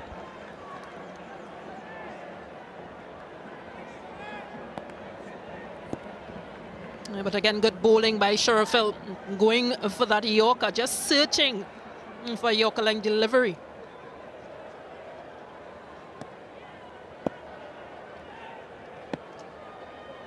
Standing on off stump, if not that right foot is almost outside the off stump.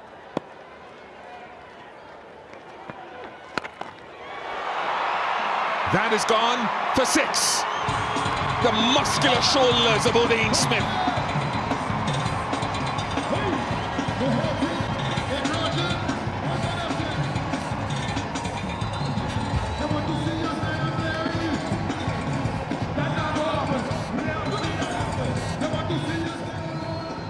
opting for a short length delivery in Shoreville. And gets a maximum, Dean Smith.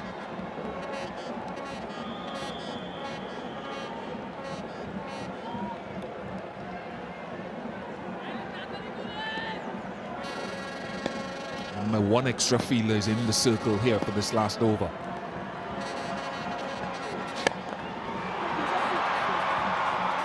Get at least a couple for this one. Does get two.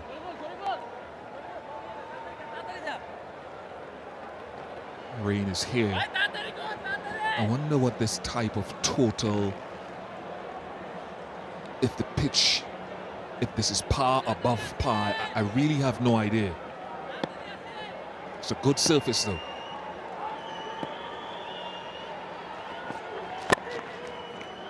Good Yorker again.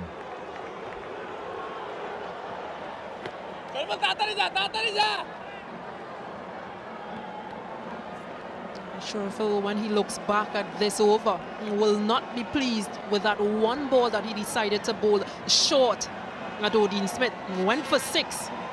And before that was wicket. 2, 2, and 1. I think the one extra fielder coming up inside of the circle put paid to his plan of having maybe that extra fielder for that wide Yorker. If it's legal, it's the last delivery of the innings. Umpires allowing it to finish even though the rain is spitting. Oh, magnificent from Rovman Powell. That's his exclamation mark on this innings, and they love it here at Windsor Park. It's like carnival for them. The West Indies finish at 193 for 5. Powell, 61 from 28.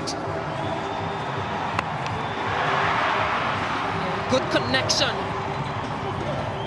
Stand and deliver, Rovman Powell.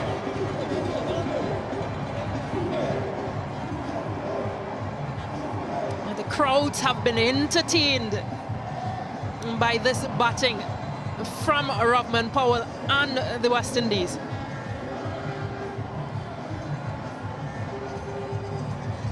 They'll know that they went wrong in certain areas of Bangladesh. They've worked really hard.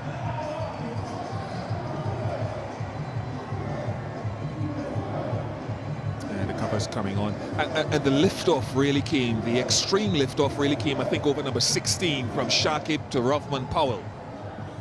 Shakib would have looked at it as a matchup that he wanted to control, but Powell just decided, I can play spin. Doesn't matter what history or people say. I can thump left arm spin away. 74 runs, Stacey Ann King, in the last 5 overs. Is it enough? I don't know. Time will tell if the rain ceases and we get a completion, full completion of the game. I don't like that guy on screen. Who is he? Rain.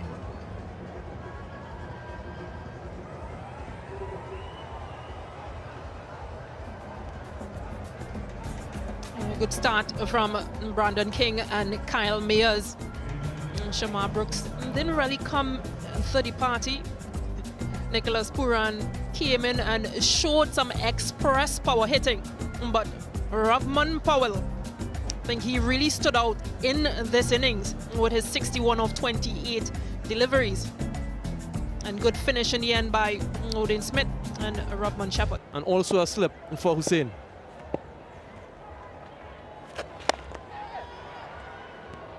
Positive shot, some intent shown quite early. Will result in a couple. Anamul Bijoy started well in that first T20 international.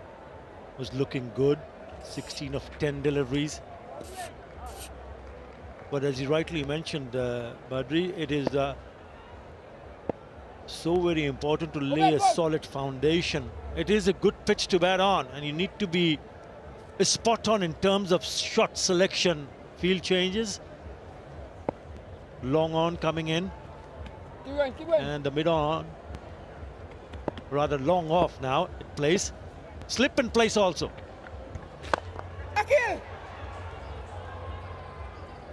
Inner portion of the bat goes to mid-on. Don't think that he was intending it there. And also, Arthur, they'll want to keep an eye out for the rain and ensure that they're ahead of the game in that regard.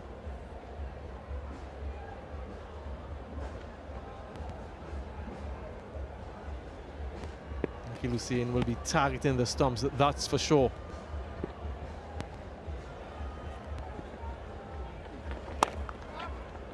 In the gap, will challenge the boundary. Hayden Walsh Jr. is very quick, but not quick enough. The first boundary for Bangladesh.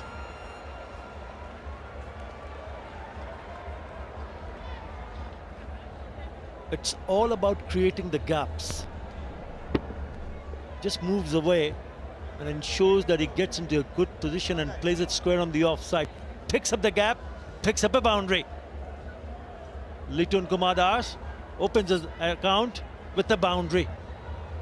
Both batters missing out in the first T20 international. Bangladesh do bat deep. I always feel the one in the middle matters the most. You get to cash in and cash in early.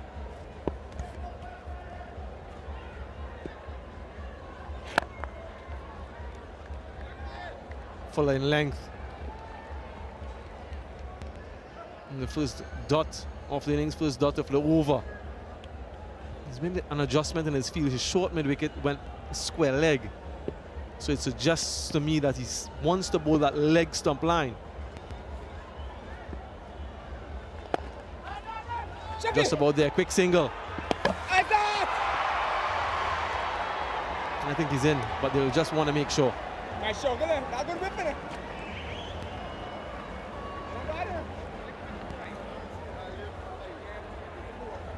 To director, we have an umpire's review for a run out at the striker's end. Can you give me your best side on shot, please? I think he's made it. Bat's grounded. Yep. Thank you. Ready to make my decision to the big screen. My decision is not out. I repeat, not out. Confirmation that it is not out.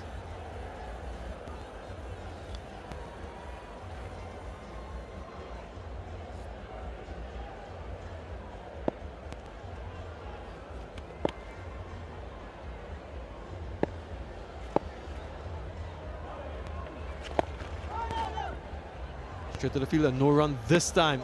Good start for Bangladesh, 8 without loss.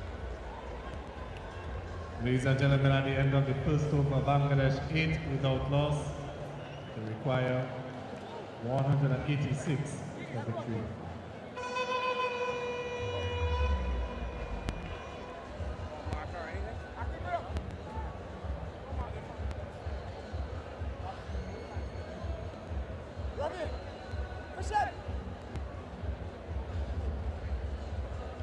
Left arm over.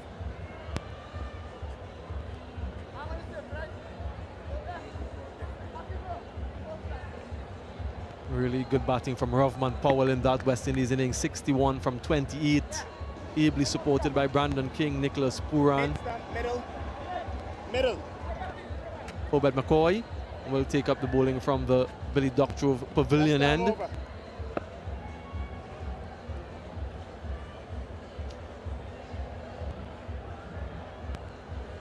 Coming into the series with some confidence. Obed McCoy hasn't played much international cricket of late. Clipped away. Fielder settles under it. A wicket, first ball. And that's the first wicket for Bangladesh to fall.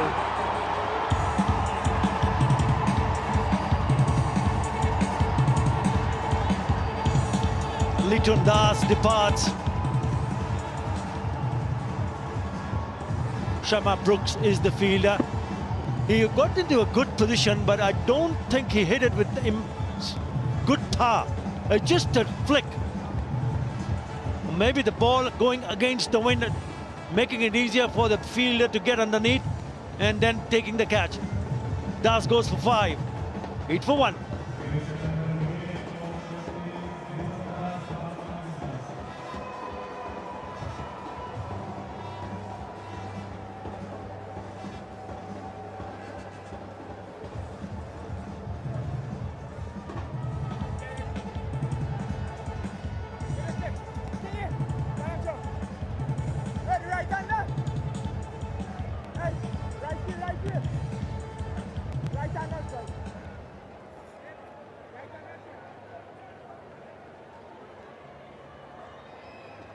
new batsman, Shakib Al-Hassan, had an impressive 29 or 15 deliveries yesterday, not on strike. But what a start for Obed McCoy. First ball, a wicket.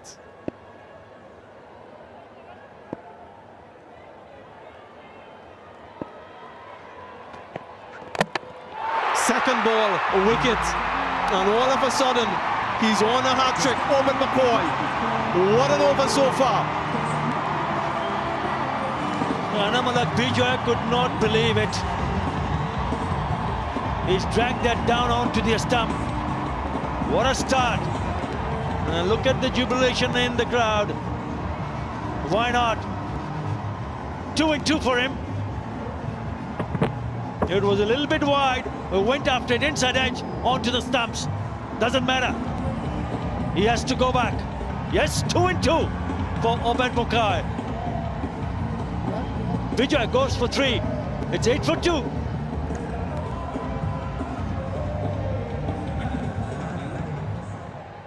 Ladies and gentlemen, another wicket for the West Indies.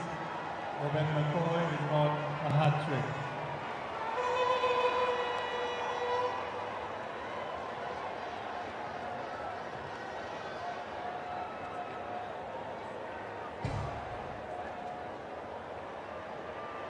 Mamadullah, the captain of this Bangladesh team.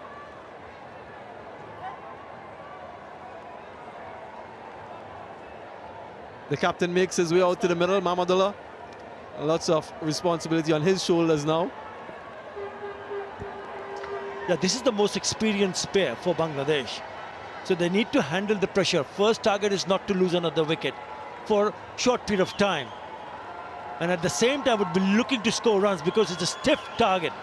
And he's on a hat-trick. The slip cordon now fortified. 2 slip on a gully. And if he manages this feat, he'll join Jason Holder as the only other West Indian to get a hat-trick. Hat-trick ball.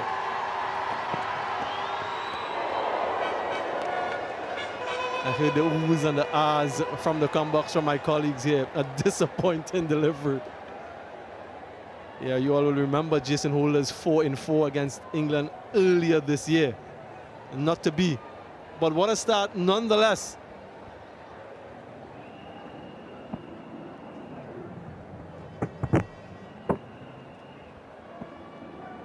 First delivery, saw the width, his eyes would have opened up.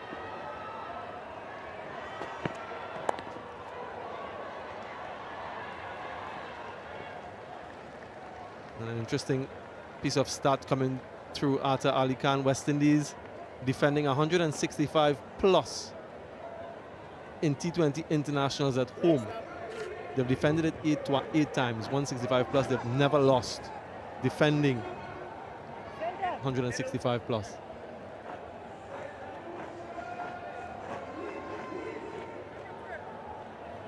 Well, a lot will depend on this pair. You mentioned about Shakib's batting in that first T20 international. He was set. But these two needs to get going.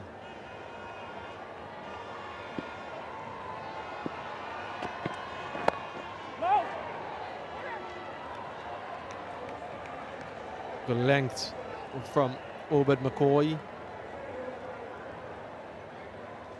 Had figures of 1 for 16 yesterday. Picked up a wicket in his 3rd delivery yesterday. Picked up 2 in his first 2 today.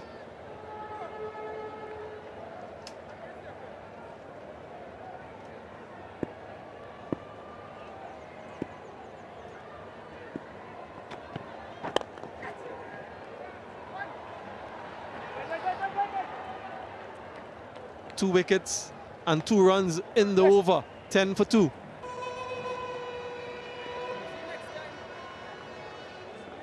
After 2 overs, Bangladesh 10 for 2. They require 184 runs for victory. Shakib Al-Hassan and Mahmudullah in the middle, but still a lot of batting to come. Afif, Nurul Hassan, Mahdi Hassan, Musaddiq Hussain. He might be coming up the order. More than capable of batting and scoring runs quickly.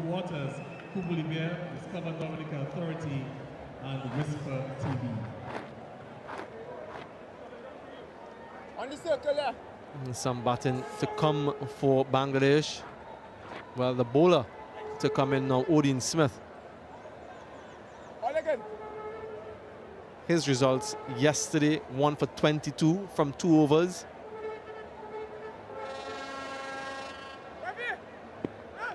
Nicholas Pooran employing a slip fielder, third man in the circle. So his 2 fielders out, deep backward square.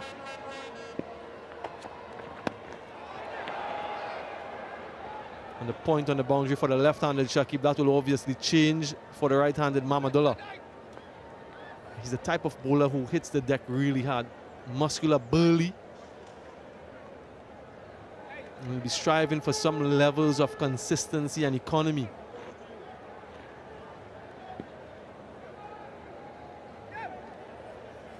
Given the 3rd over in this defense, so some responsibility on his shoulders.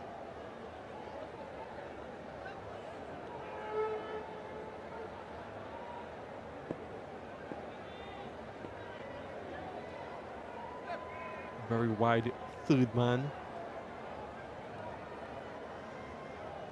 And fine leg as the 2 fielders out for Mamadullah.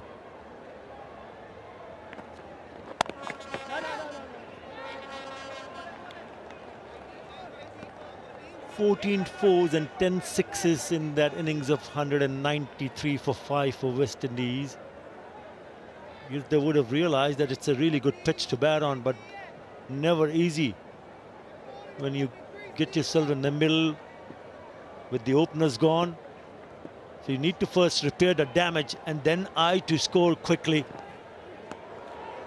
Wide.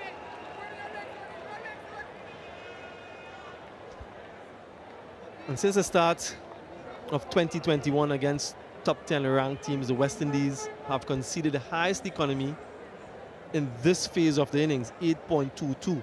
So it's an area that they'll be looking to improve.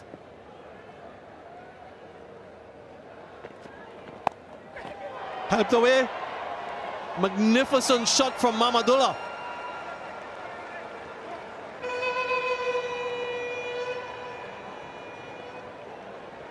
Beautiful to watch Mamadullah play that shot. It was short off the back foot and sends it away for the maximum. It's a very good shot. Well in control. Didn't try to hit it too hard. Yep.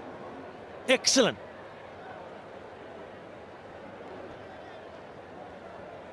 Almost West Indian-like, that pickup shot from Mamadullah.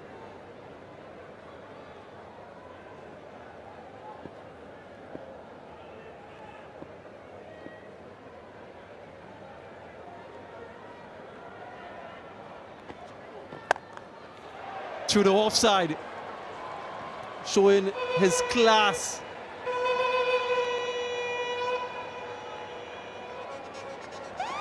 Easy pickings for Mamadullah. It was short, it was wide, and it was asking to be hit. Just slices it over point fielder. Very good shot. 6 and a 4. And this is what a really good batsman does. He knew that Odin Smith would want to make the accommodation from that straight delivery previously, and just waiting on it. There's an adjustment in the field. The 3rd man goes to backward point on the boundary.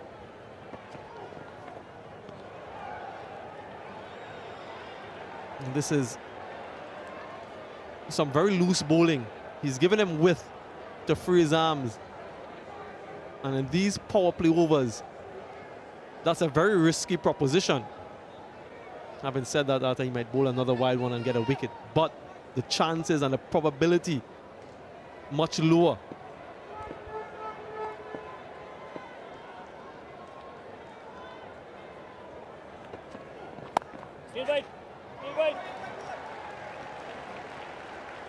They should enjoy batting on this surface. The ball coming nicely onto the bat. We saw how the West Indies team batted. Very explosive with the bat. Rovman Powell, 61 of just 28 with 6 sixes and 2 fours. Someone needs to play a similar kind of knock for Bangladesh. Down the ground, straight to the fielder. Obed McCoy takes the catch. And disaster for Bangladesh. Their captain goes.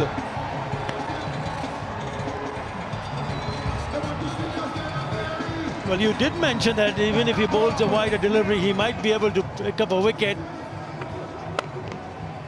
Again, just trying to hit it over the top of the infield.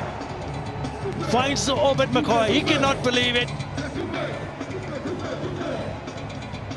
The skipper, Mahmudullah Riyad, goes for 11. 23 for 3. Wicket for the West Indies. Mahmudullah, the batsman, dismissed for 11.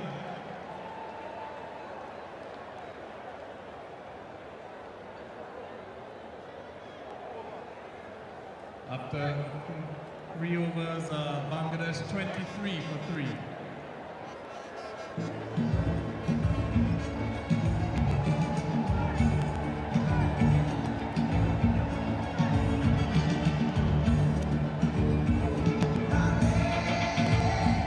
Wonderful start for the West Indies, not so much so for Bangladesh. Afif Hussain, the new batsman, and a 23 for 3. Lots of work to be done. The fall of Mahmudullah, advanced down the track, hit it well, but too close to the fielder. And a good sharp catch. They just couldn't get the elevation. I thought the idea was good from Mahmudullah, because he moved away to the left, making some room, so he wanted to go a little bit wide on the left side.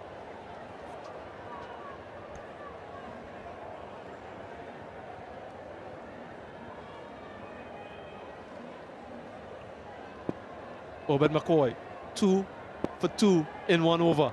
Will continue.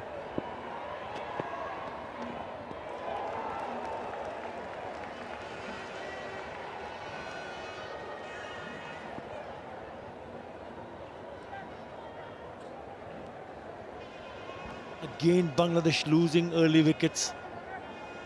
Certainly doesn't help the team's cause, does it? Good from West Indies, attacking bowling, picking up wickets.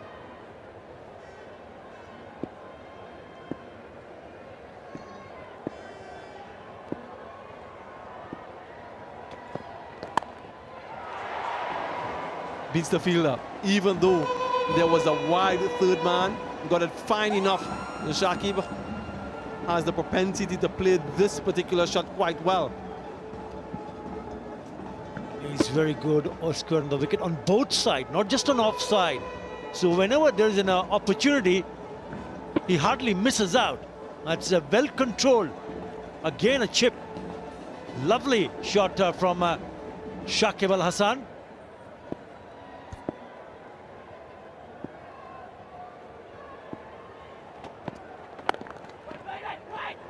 Much better line. I just think that some of the deliveries from the West Indian fast bowlers have been too wide, particularly on a good surface. You don't want to give batsmen width in the power play overs. Remember, Bangladesh yet to win a T20 international in the West Indies. And I'm always reminded by Arthur that they did win, but it was in Florida. Not in the West Indies, Arthur. Yeah, win against West Indies, but not in West Indies.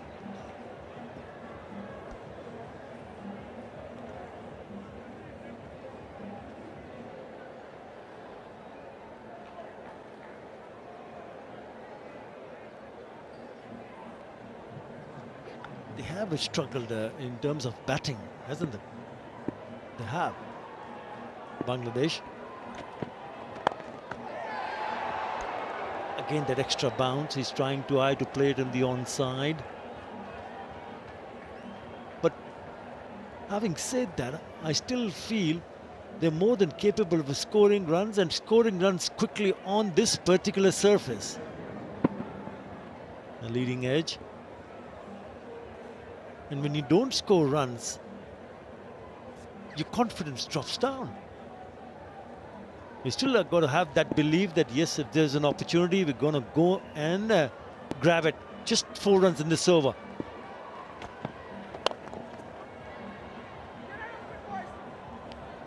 Another tidy over from McCoy. 28 for 3. After 4 overs, Bangladesh 28 for 3. They require 166 more runs for victory. We done. Of course, WindiesCricket.com is the official home of the Cricket West Indies. To keep up to date with the live scores, the ticketing information, statistics, player profiles, blogs, and the latest cricket information. So don't forget to check out www.windiescricket.com. Bangladesh need 166 more from 96 balls. A tall order, but not impossible. Smith to continue.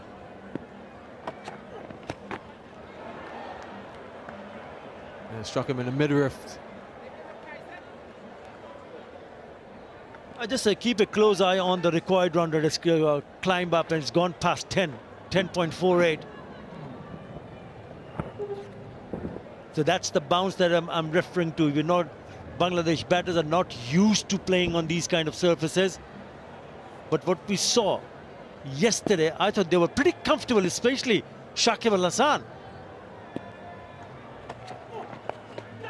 Helped it this time, walked across to the offside and just used the pace of the delivery. Always looking to do something different.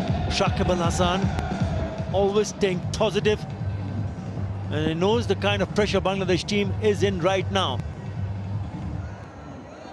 Again, clever piece of batting, knowing that the fielder at fine was inside the circle. So all he had to do is put bat to ball and put it away from the fielder at short fine leg.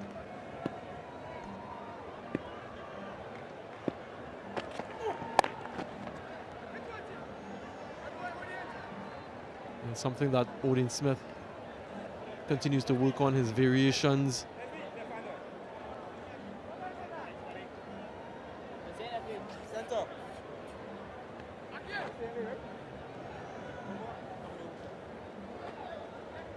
You have to be very, very skillful in this format, especially when batsmen are coming up against you and looking to take you on.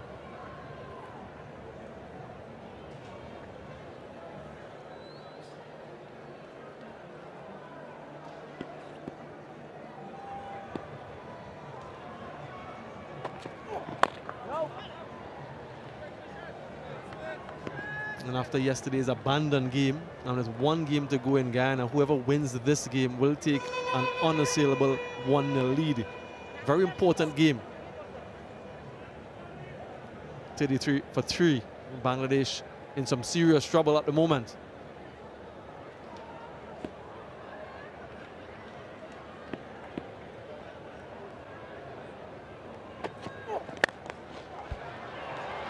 Sweetly timed, but straight to the fielder.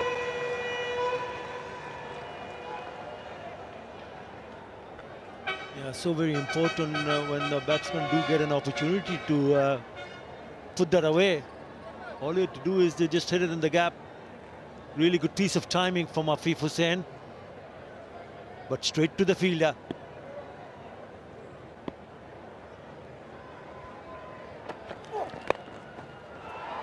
Protection in the deep, just a single.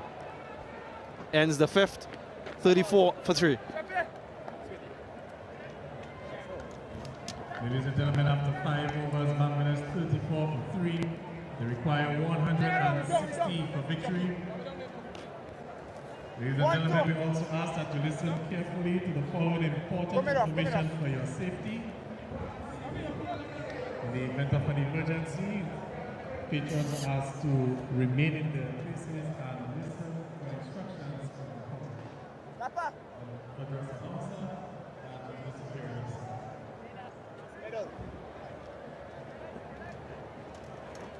Yeah. Cool.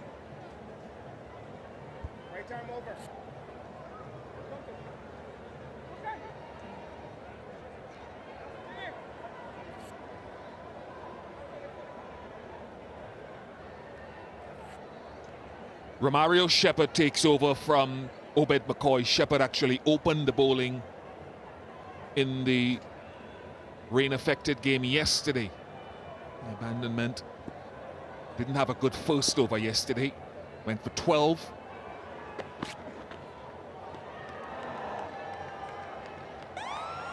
Stacey Ann King alongside me. I think one of the key things, it's not the only thing, but one of the key things bowling against Bangladesh is you want to try to give them width, not to give them width, because their boundaries, a lot of them come square of the wicket either side or behind square.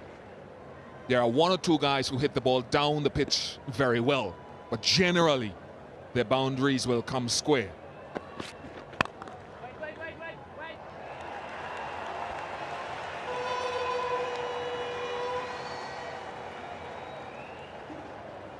Good from Brandon. Yeah, and 6 of Bangladesh wickets, 6 of those 8 wickets yesterday would have either come from spin or slower balls from seamers.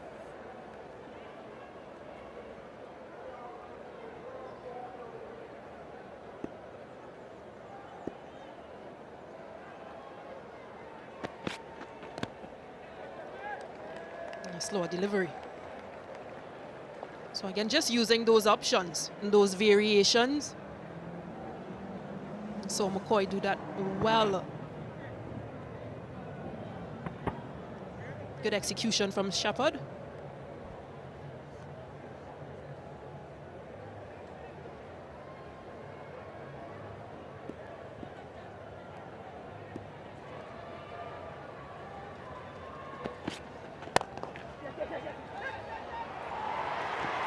I wonder if that would have been tight. I wonder if it had hit, whether it would have been tight. They're coming back for a couple.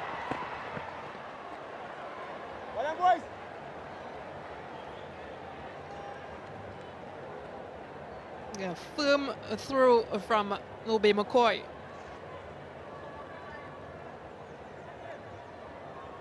Good backing up in the end.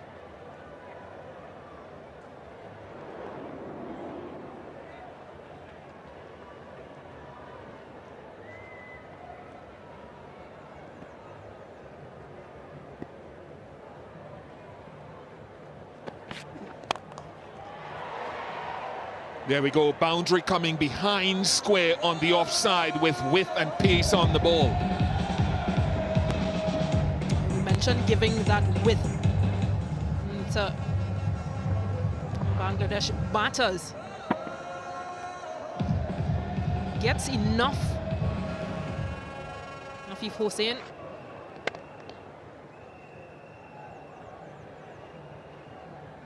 And of course with no deep third man. They'll always be looking at that area to score. And Shepherd will have to adjust that length.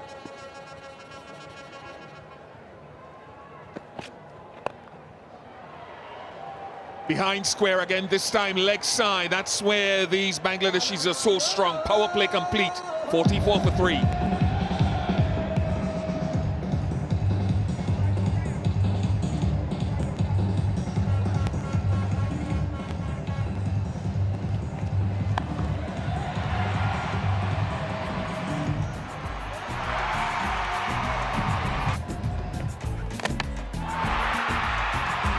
Wickets fell in that power play, but a good array of shots played by Bangladesh.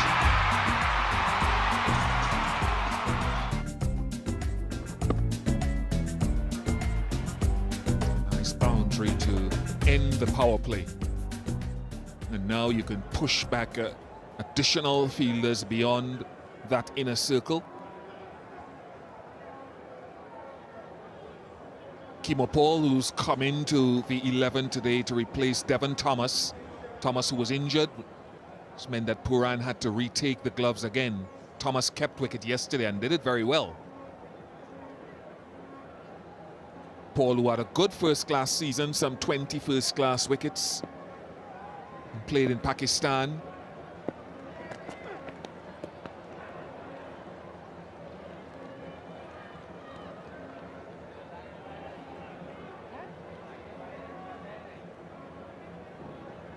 Some people think it should have been called a wide. I think it just touched down inside that guideline, just inside. Excellent umpiring.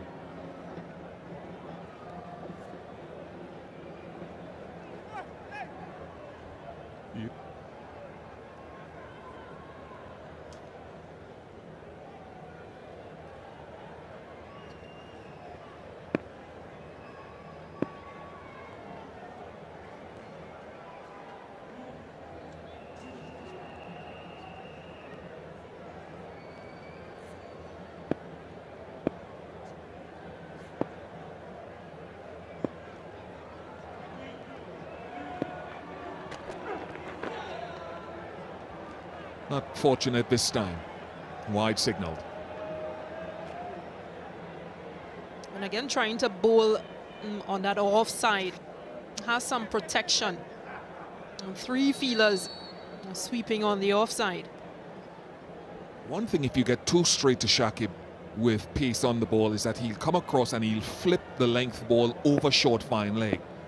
So that's part of what is perhaps on Kimo Paul's mind.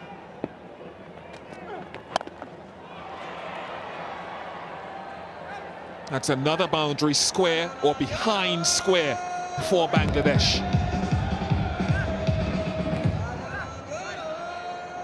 Yeah, and it's a good shot executed by Shakib Al Hassan.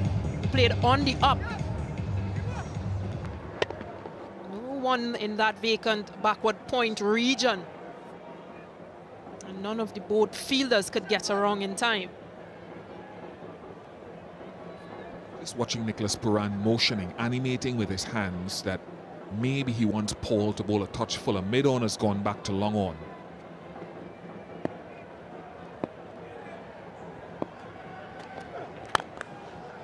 He does bowl fuller.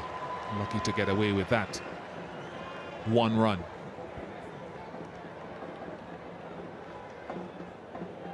He'll have to be decisive, Kimo Paul, as to where he wants runs to be scored. Once there's width, Afif Hussain and Shakib Al Hassan will score off it.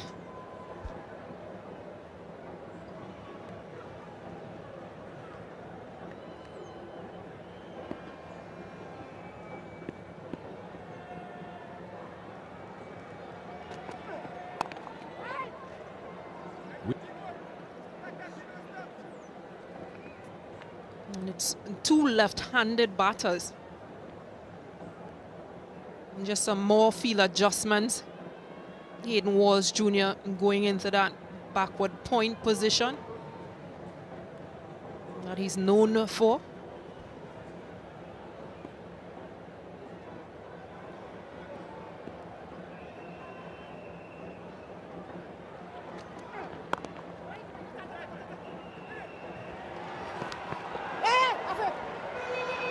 Unfortunately, the energy of Hayden Walsh Jr. wasn't backed up, so 2 runs taken.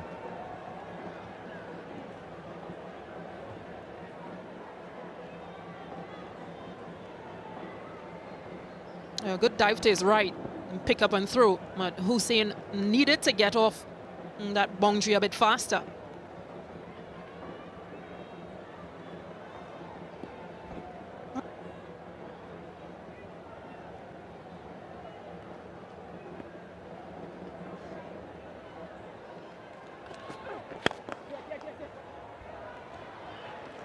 Yeah, if they hit you for 4 down the ground, then well played to them. 7 overs gone, 53 for 3. After 7 overs, Bangladesh 53 for 3. They require 141 more runs for victory. Ladies and gentlemen, Just looking at those boundaries so far in this innings, a number of them behind square, a couple to mid-wicket. They also eye up as so many teams will do, that onside. So that's another thing you take into consideration. Width and leg side.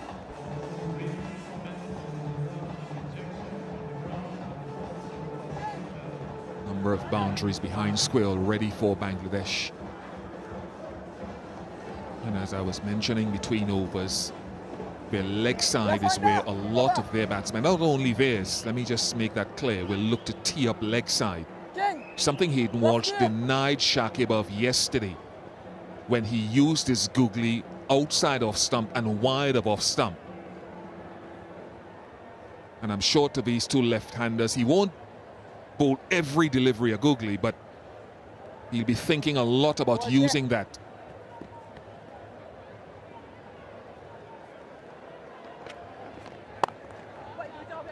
Goes wide or off stump.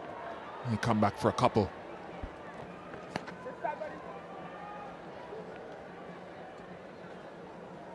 A better start from Hayden Walsh Jr. Yesterday we would have seen him started off with a full delivery, and that went for maximum.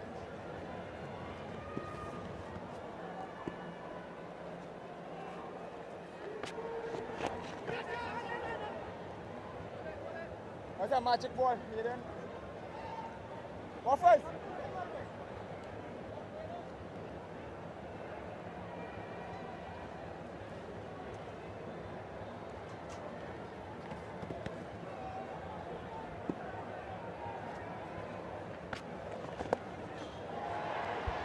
Very good from Afif Hussain. Again using the area behind square. Very innovative. You'd have to wonder if this is a left-hander's thing. We would have seen Nicholas Pooran done this to exception. Good shot from Afif Hussain. Gets him 4 runs.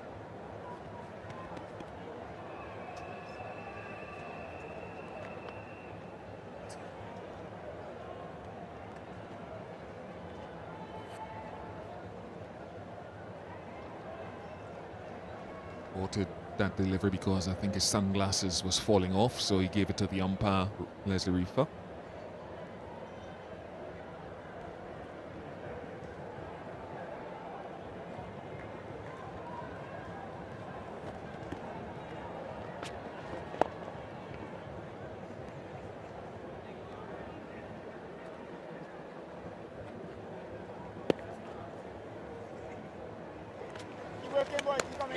It's 2 wickets yesterday. Hayden Walsh Jr.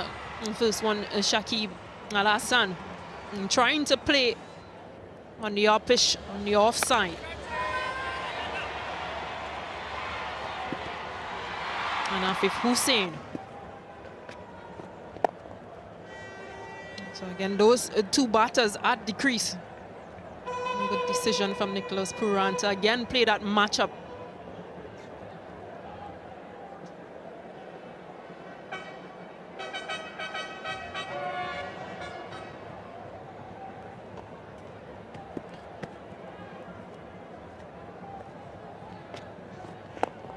Go!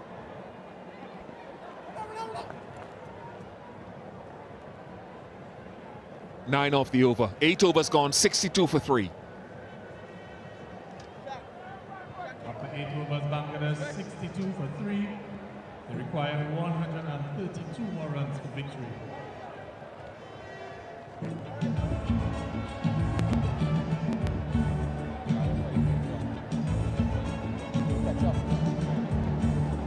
Six bowlers used so far. Ube McCoy standing out with 2 for 7 off 2. And just 1 to Shane Smith. Or Dane Smith.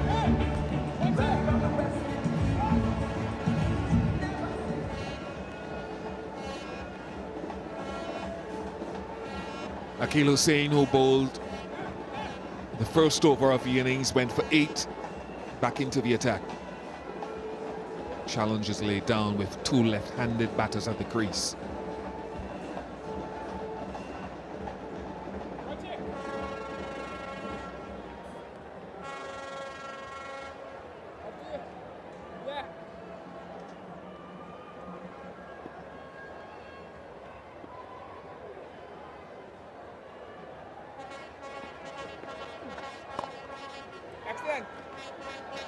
was listening to Joss Butler, now England's white ball captain, speaking, I think it was yesterday or the day before, and he was talking about the analytics, and I think he summed it up quite accurately.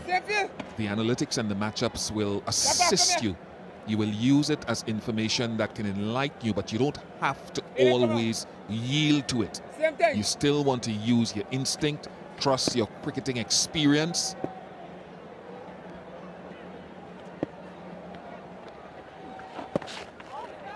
And if you feel, for example, a left-arm spinner can get the left-handed batter, or you've got a left-handed batter who can take on the off-spinner, someone like a Devon Conway, for example, then you use it. You're not a slave to analytics and matchups.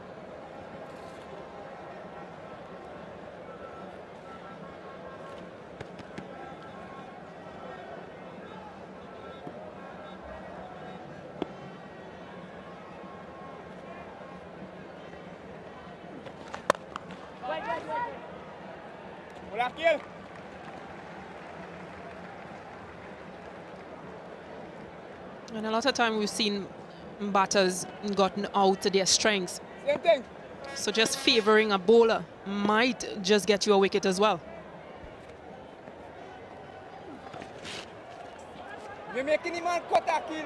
Too straight. Looks like good work again from Obed McCoy.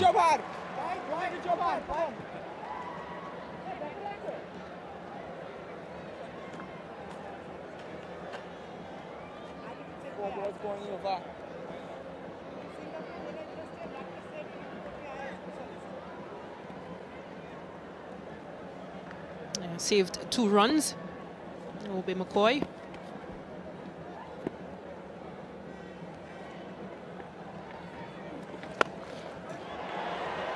That's what the left-handed batter is looking for. Nicholas Pooran is incensed behind the stumps. Double teapot from the West Indies captain to Akeal Hussain.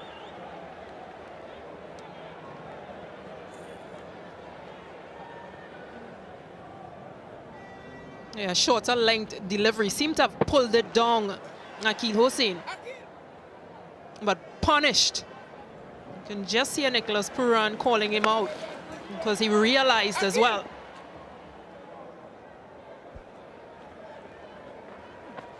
Oh, he's going up that. 10 off the over, 72 for 3.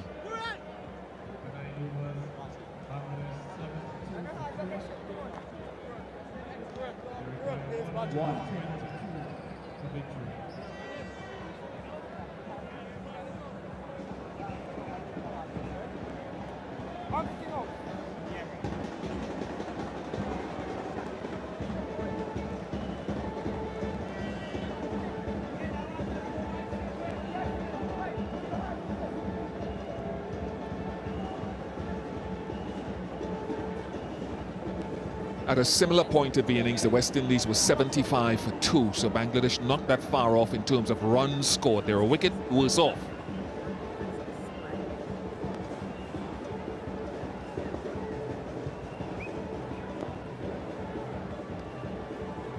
Dominic Drake's on the field at deep backward square.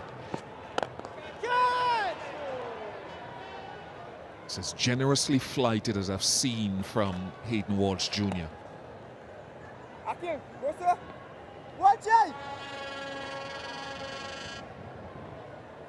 reason I say that is because I think Akeal Hussain is very aware of what, or fearful of what the left-handers are trying to do to him. So he's bowling the ball into the pitch, perhaps too quickly at times, too straight. Not just allowing his natural arc and bowling fuller and asking them to hit him down the ground.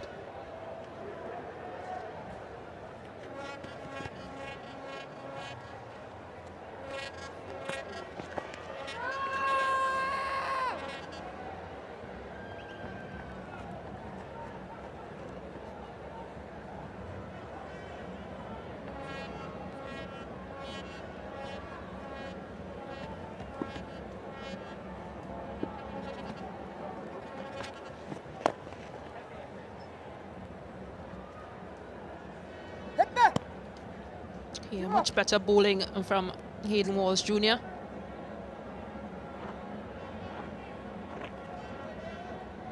definitely won't mind singles at this point, West Indies.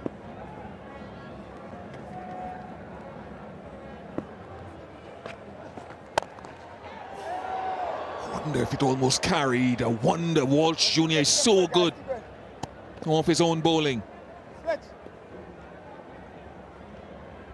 Anywhere else in the field for that matter.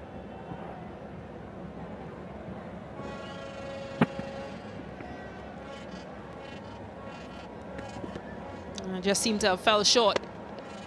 But a good partnership here. Excellent bowling.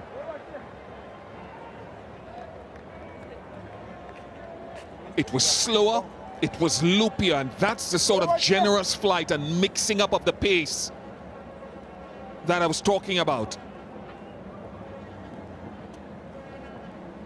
Googly as well.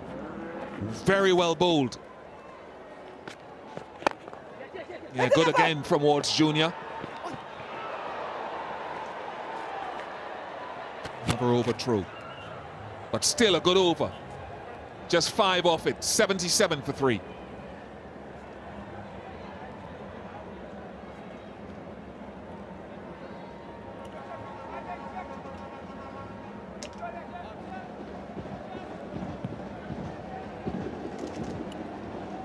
After 10 overs, Bangladesh 77 for 3. They require 117 more runs for victory. 60 balls remaining.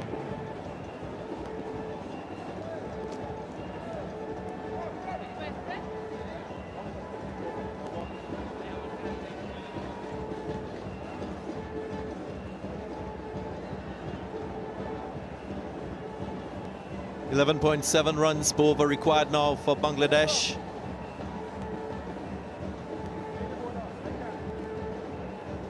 Quite a difficult equation.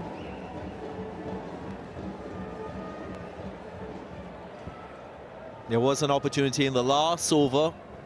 Nicholas Pooran not effecting the stumping, bubbled the ball, allowed for enough time. Afif Hussain to get back into his ground.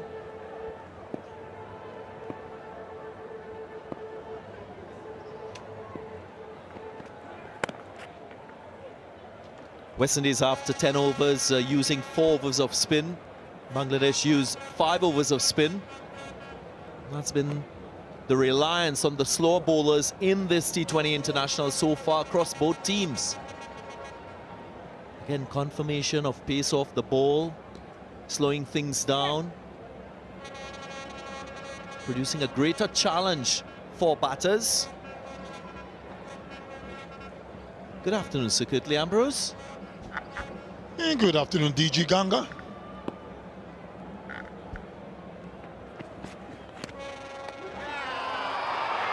Was there an edge? Was there an edge? The celebration from the captain suggests that there was a nick on this one and the batsman has to depart. Another one for the West Indies.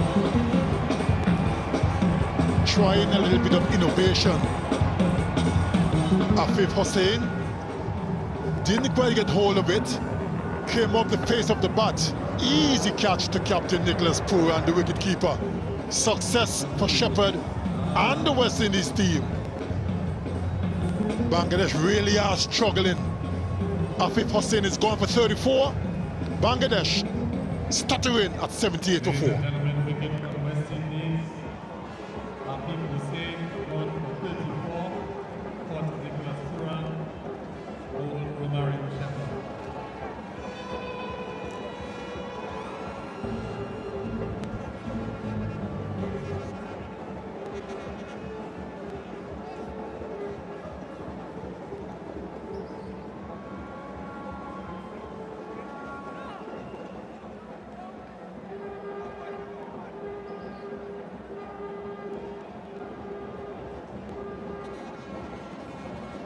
Nurul Hassan, the new batsman for Bangladesh.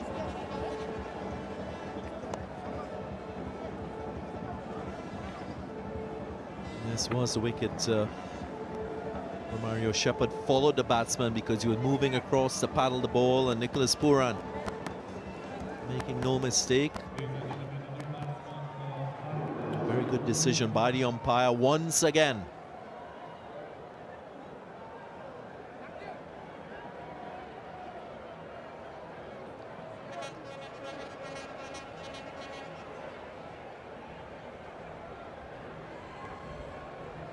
Shepard amongst the wickets. In this second game, the first game had career best figures, 3 for 21.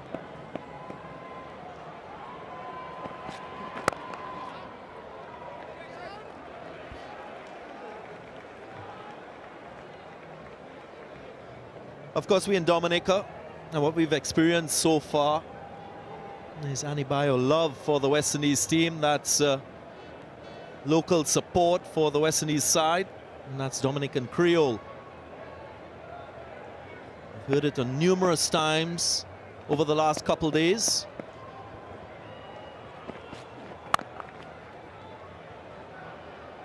Gives you a bit of an advantage, secretly, when you're playing in front of your home crowd and they're willing you on.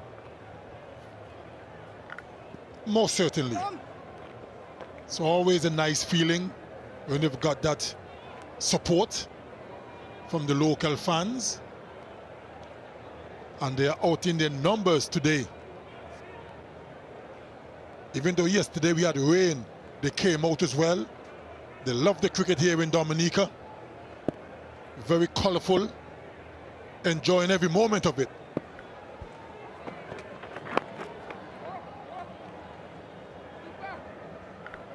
You know, the last time we were on DG Ganga, we talk about special moments, and we talk about Billy Dokchov celebrating his birthday today. Turns 67. Not only was he an umpire, FIFA referee as well. So he's well into sports. And that's Billy Dokchov on the phone, on the right of screen, just telling his family and maybe friends how the game is. So he's enjoying the game. But I'll get the next over, I'll tell about someone who's having a special moment today as well. Next over, 80 for 4. After 11 overs, Bangladesh 80 for 4. They require 114 more runs for victory. There are 9 overs remaining in the match.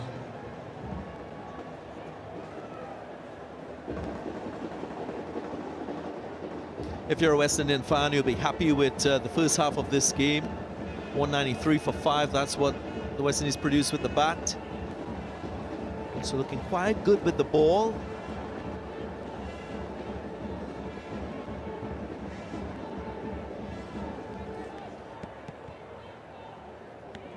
Hayden Walsh Jr. to continue.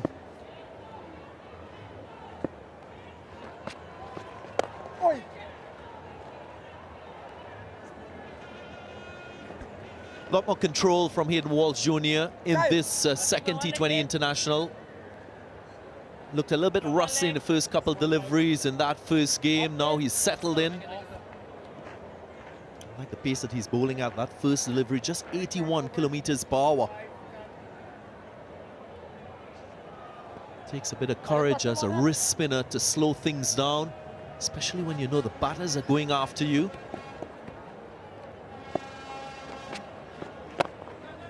Hey! What? I've always said that being a wrist spinner is a difficult art. Because more often, oftentimes you may drag it down a little too short. Unlike when you're finger spinner, it's a lot easier to control.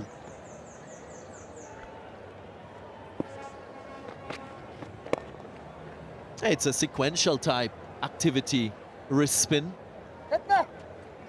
Every action is interconnected, so when a batsman sort of imposes himself on you, for you to slow things down, for you to change that sequence in your delivery stride, is a bigger challenge.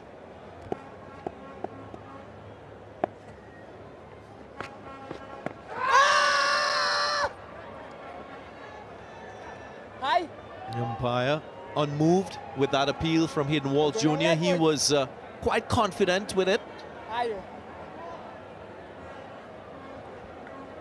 And Pooran has taken the review. Hey. Shakib, for the way, right?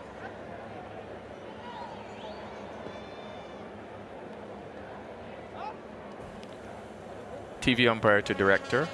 We have a player's review for LBW. The original decision given is not out.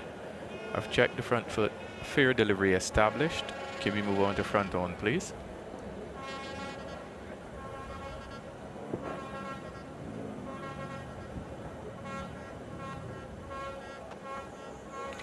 Ball appears to have been close to the edge of the bat. I'd like to use ultra edge to confirm whether there's contact with bat and ball. Does a player like there is a deflection? Try just coming up. Yeah, there is a spike as the ball is next to the bat. Yeah, satisfied that there is contact at this point with the bat and ball. I'm gonna go back to Leslie on field. Leslie, I'm gonna ask you to stay with your original decision of not out. You're on screen now. Make your signal. Enough bat on that one for him to continue batting. Nur Hassan.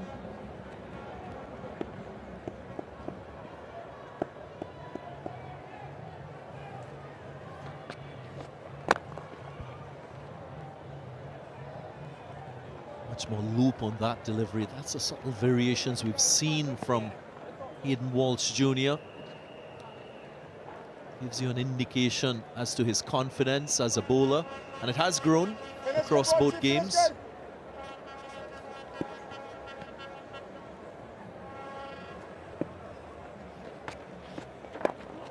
Go ahead, then.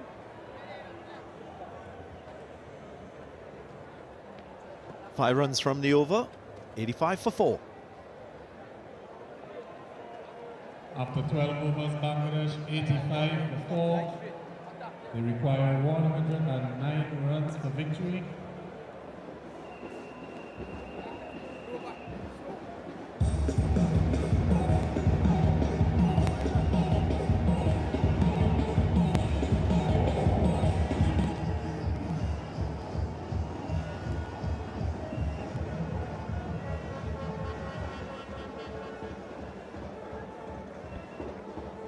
Greenworm just dipping a bit, a cluster of wickets to fall within the power play, but in modern T20 cricket, you'd say a required rate of 13 is still achievable.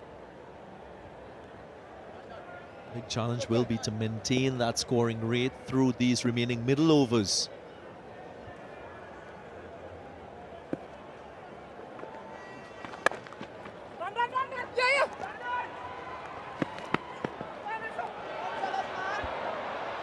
Extra run conceded.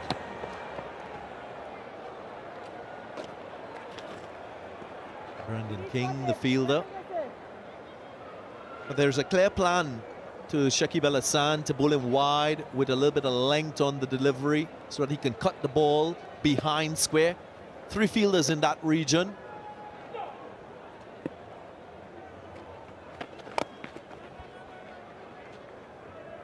Previous over, Akeal Hussain didn't show that type of consistency. Admonished a bit by his captain Nicholas Pooran from behind the stumps. So far, so good.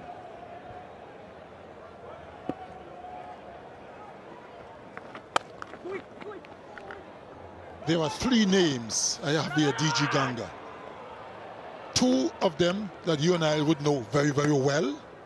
The other, I don't really know. You probably don't. And we'll start with the 2 that we know very well. Sir Viv Richards, and of course your fellow countryman David Rudder. And then there's another lady here, Dame Billy Miller from Barbados. I'll tell you what this special moment will be for all 3 of them after this delivery. Impressive.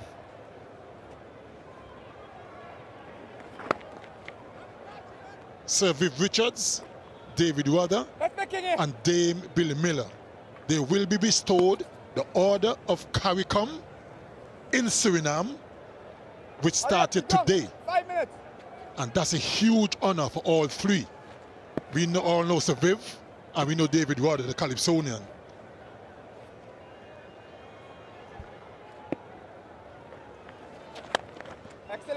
That's all. Keep working. Dame Billy Miller, a prominent politician from Barbados. And you're right, Sir Kirtley. It's a prestigious award and it must be recognized. So congratulations to all those 3 persons on achieving awards. And they all are well deserving of it.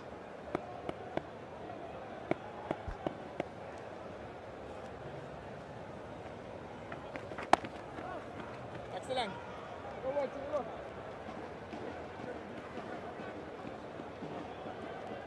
After 13 overs gone, 90 for 4. 90 for 4. They require 104 more runs for victory. There's 7 overs remaining in the game.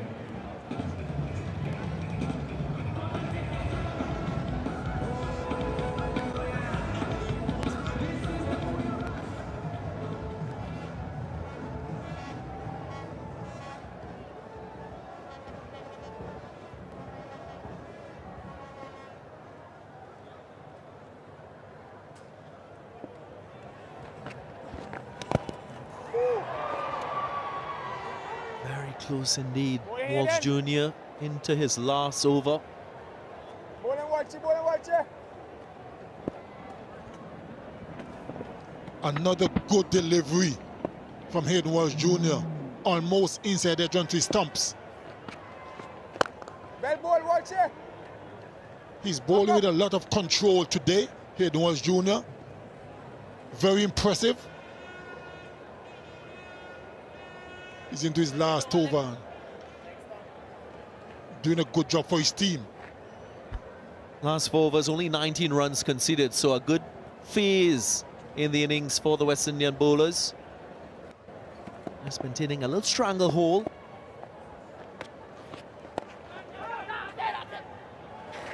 And no single dot delivery. A lot of that has to do with their control. I think strategically sound. That plan to bowl wide to Shakib Al-Hassan to encourage him to cut a good one.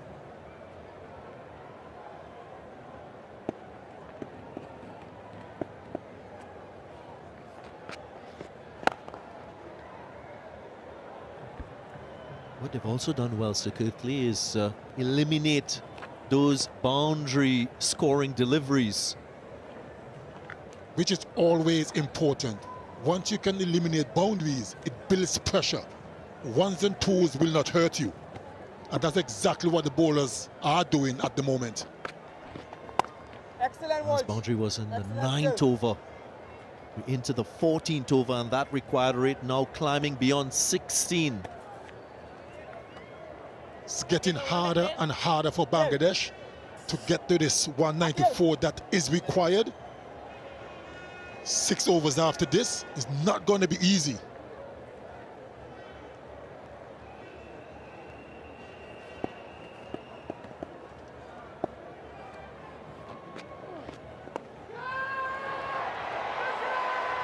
Just shy of that fielder, Dean Smith. In the short fine leg position, could have easily been another wicket for the West Indies. Not to be. 14 overs gone, 94 for 4.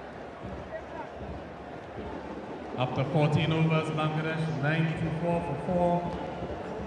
They require 100. Well-flighted delivery from Hayden Walsh Jr. 6 overs remaining. Agonizingly short. Just out of the reach of Odin Smith.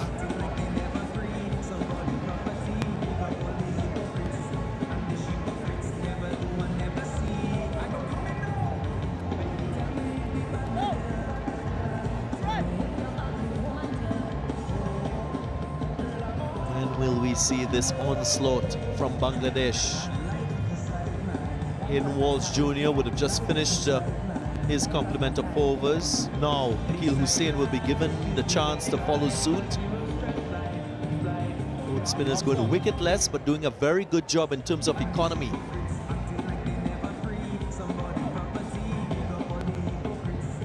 As I say, in T20 cricket, if you can keep it simple as a bowler, focus on eliminating run scoring, you're also doing your job.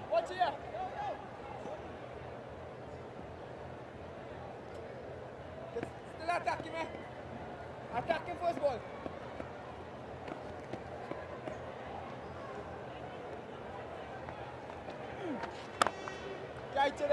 you might say that I'm partial to bowlers, but cricket nowadays is so tailor-made for batsmen that when I see bowlers bowling well, bowling tight, minimizing runs, giving nothing away, it brings us a nice joy and smile to my face as well, because he's always tough on the bowlers.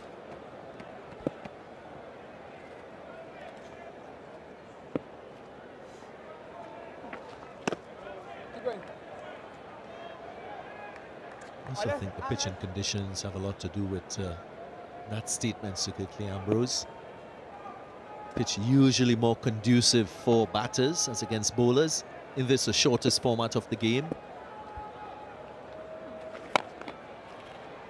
Just had 2 test matches between these two sides where bowlers dominated.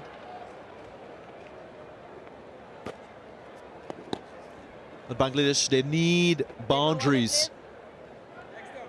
Shakib Al-Hassan must turn it up a bit and ignite Nur Hassan, who played a fine innings in that first game. 25 from 16, so he's capable of striking the boundaries. Might get one here, no, he finds the fielder. The placement wasn't right, the shot was on. And another one departs. More problems for Bangladesh. Another wicket has gone. Akil Hussain, shortish delivery, went for the pull shot. Didn't get a hold of it the way he would have liked. And he held out to that fielder, Brandon King, in the square leg region. Newell Hussain is gone for 7. Bangladesh in further trouble, 97 for 5.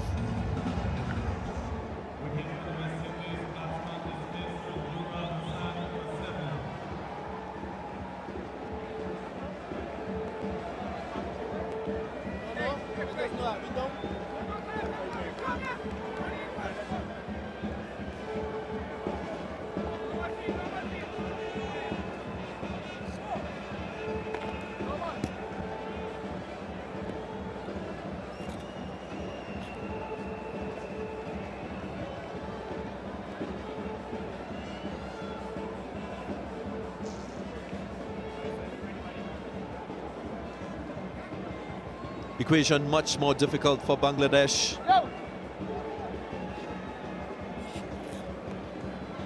That was a length that offered time for Nur Hassan to rock back and slap it anywhere he wanted through that onside. Could have gone higher. But it was not to be. Just digging themselves into a little bit of a hole here, Bangladesh. Hussain continues.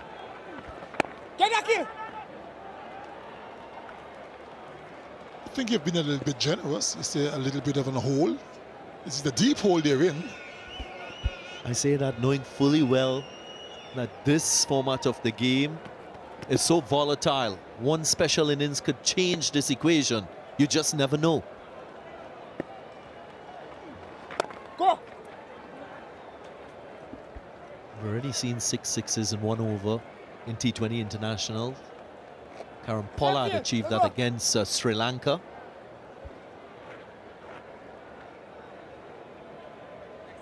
That was back in 2021.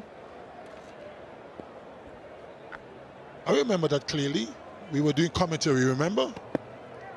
We were all wondering if it's going to go for it after the 3rd one.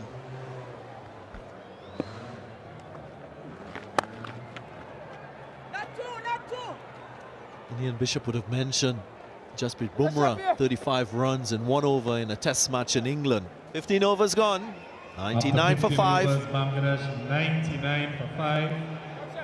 They require 95 more runs for victory with 30 deliveries.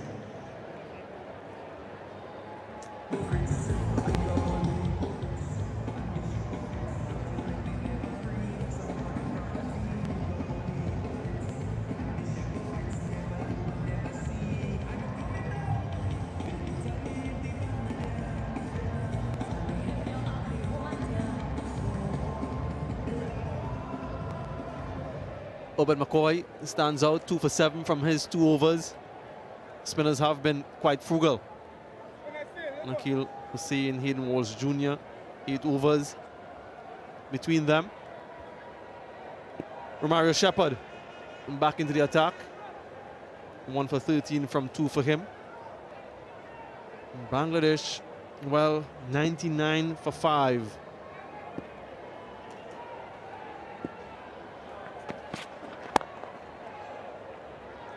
$100 up for Bangladesh. Atta Ali Khan. It's been the same story over and over again. 100 is up for Bangladesh. Top order not producing the goods with the bat. The one who gets set really don't go a long way to play a longer innings to make sure Bangladesh stays in the game. So when they start losing wickets, early wickets, it's difficult. But an innings that impressed me was of Afif Hussain, who scored 34 of 27, but should have gone a bit deeper, bat a little bit more deeper to give themselves some sort of chance. Wide down the leg side. It's a big total to chase. 193 for 5. So if you lose early wickets, they did. There was something from Afif and Shakib Al Hassan. But the point that I'm trying to make, Samuel Badri, is the ones who do get set. Have a look at what they did in that first innings. Comparing the scores after 15.1 overs, 125 playing 101, 3 and 5 wickets.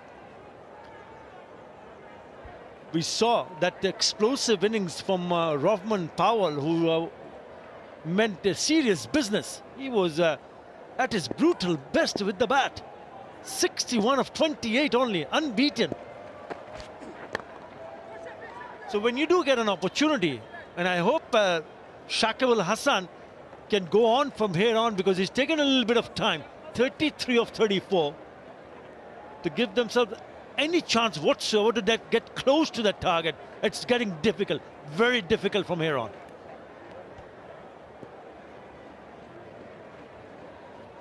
I concur, and I think all our viewers concur as well. In the last 6.2 overs, Bangladesh have only scored 30 runs and have conceded 2 wickets, chasing 194.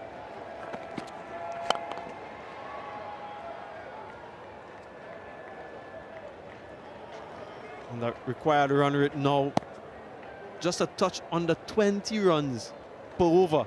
Actually, it's gone past 20. 91 from 27. So bordering in the realms of impossible.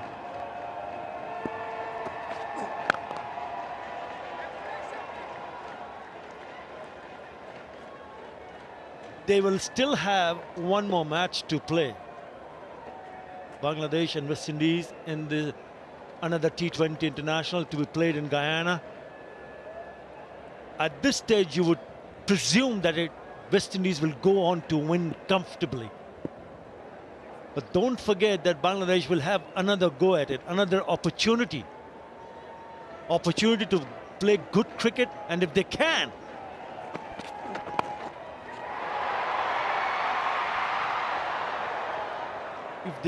then they can go on to level the series. Cheeky got away with it. And I think you're absolutely right there. Something to motivate the players. We've mentioned before, they haven't won a T20 international on Caribbean soil, in West Indian soil. So not only to achieve that, but once this game is over and West Indies win, to level the series.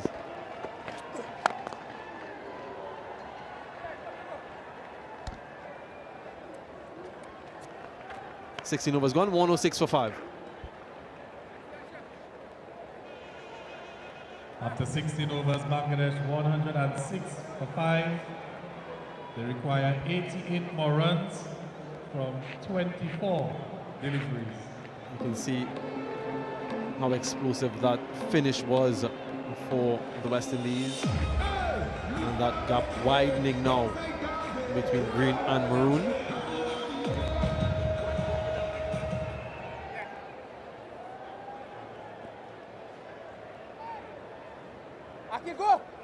The impressive Oben McCoy returns, switches ends now. Remember his first 2 deliveries in this game, both resulted in wickets.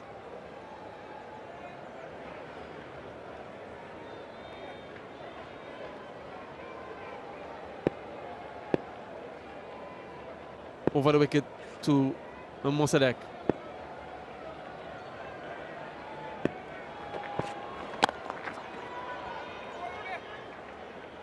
Just a reminder of those 2 wickets he got in his first 2 balls.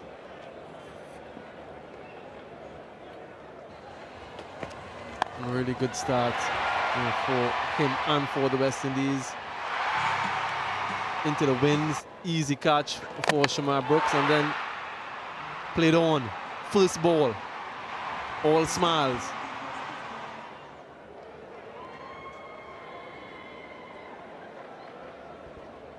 And that happened in the second over, so they were 2 down for 8 runs in 1.2 overs, chasing a target of 194.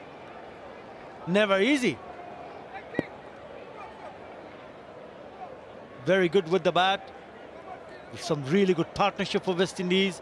74 for the third, 63 for the fourth to ensure they get past 190. In the end, 193. And having a look at this innings from Bangladesh, it's been 45 deliveries since the last boundary. That is how difficult it has been. So credit to Nicholas Pooran and the bowlers to keep it tight and made life difficult for Bangladesh. 39 dots. Only 8 fours and 2 sixes.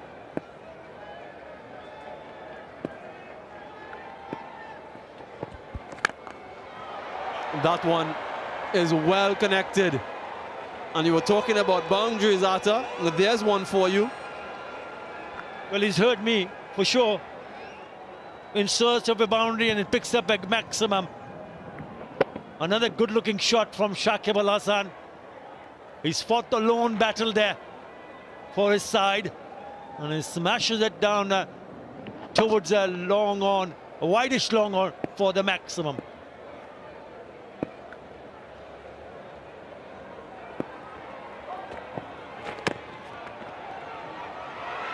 Quick single. Excellent bowling from Oben McCoy. Slower ball. Straight, full. And this is another area the West Indies will be looking to improve their death bowling. Bowling in the final phase. And prior to the start of this series, they would have conceded 9.49 runs over. 9.49 runs and over against top 10 ranked teams in international cricket. So it's an area that we're looking to bring down.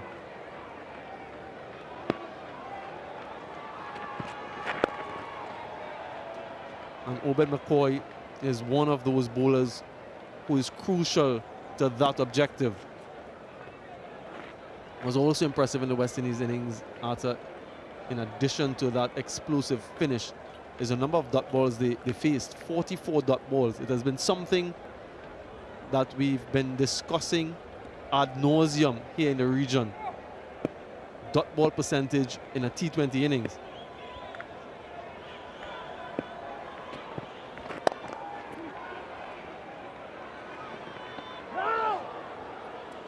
Single to end, 116 for 5.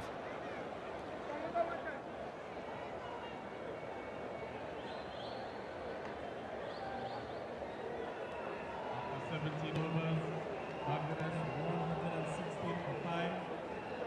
Will require 78 more runs for victory from 18 deliveries. But what we don't realize is that we can still love those who we don't want around us. We can still love those who we may not even want to associate with or ever see again. And we're about to head to see 78 from 18 balls. That's the target. We're in this lovely part of the world, Dominica, host for these T20 internationals. Has been a really beautiful, scenic place. My co-commentator Ata Ali Khan has just gone berserk with this beautiful imagery. He's been calling us the chosen ones throughout our stay here. You are. You got to accept it. Have a look at that. And the moment I step out and go out, even at the hotel, visiting other sites, I'm just grabbing the blessings. Grabbing the blessings, and I would go back and share it with my family, friends, and everyone. Really pleasing to see the crowds coming in as well. Yesterday they braved the inclement weather. A healthy crowd today once again, and thankful for wonderful weather so they can see the West Indies in action, and they've been well and truly entertained. Commendations to all of you.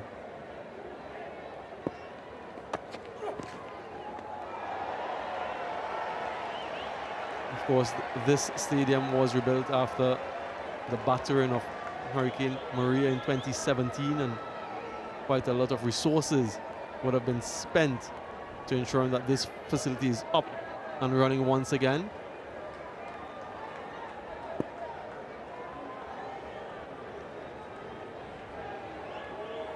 And Dominicans have responded by coming out in their numbers to support this team.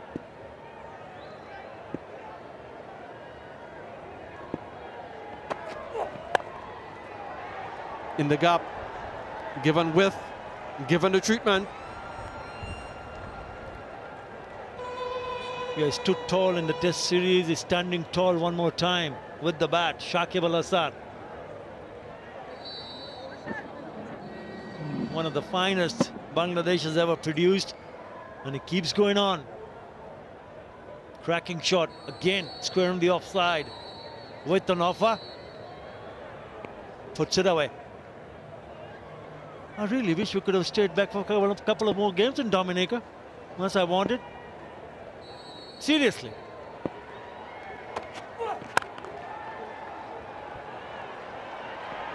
Gilmore Jr. is rapid.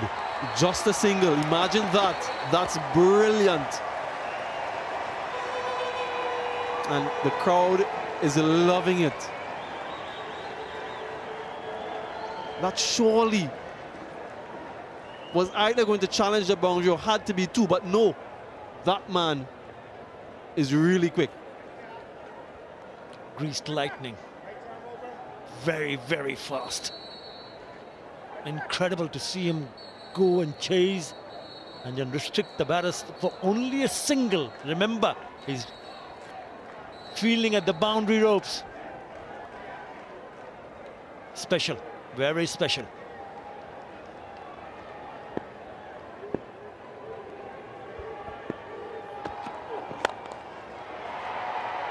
Fielder in the deep. Another brilliant piece of fielding. Kimo Paul this time. So one on the leg side, the other on the off side, and they're patrolling the boundary like nothing else. That is commitment. That is serious commitment, Samuel Badridge. Remember, 71 from 13 deliveries, and they're still making sure they're giving their more than 100%. Fantastic to see that.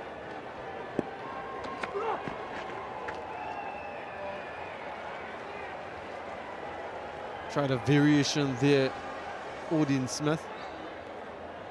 It didn't come off as he liked, a slower ball down the leg side.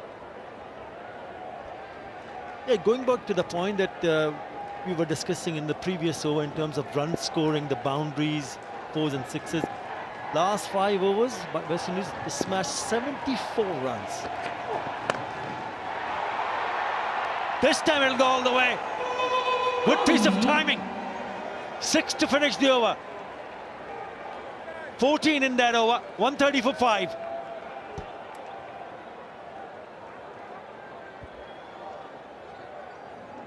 pace on from Odin Smith, and again with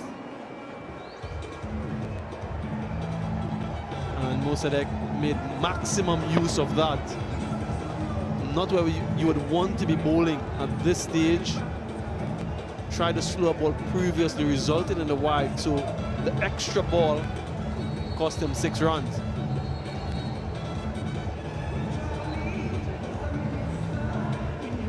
.64 from 12.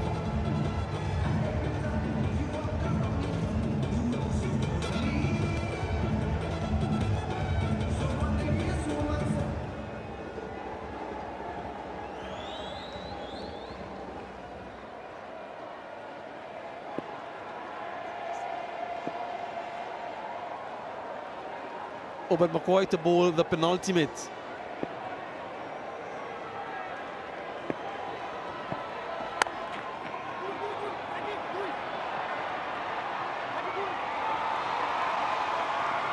Ninth T20 international half-century for Shakib Al-Hassan.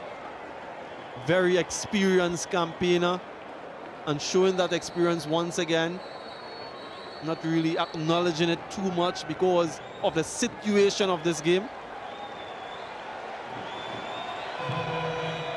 Correction, 10-50 in the 98 T20 international for Shakib Al-Hassan. He needed some support from the other end. Denny is still very hungry to perform at the top level. Shot! That's a mighty blow. What a shot that is. That's a good, great pickup shot for the maximum. They needed a few of this earlier in this innings. But it's a good shot nonetheless. Wonderful strike, powerful strike into the wind and way over the boundary.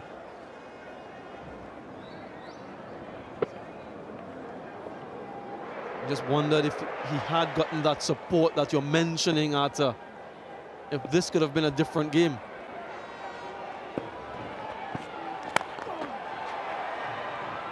Goes again, just one. Partnership now 42 of just 26 deliveries. He needed someone, if not one, maybe a couple of them, to at least bat a little bit longer. That was not the case, and that's the reason why Bangladesh is at this stage of the game still require 55 from 9 deliveries.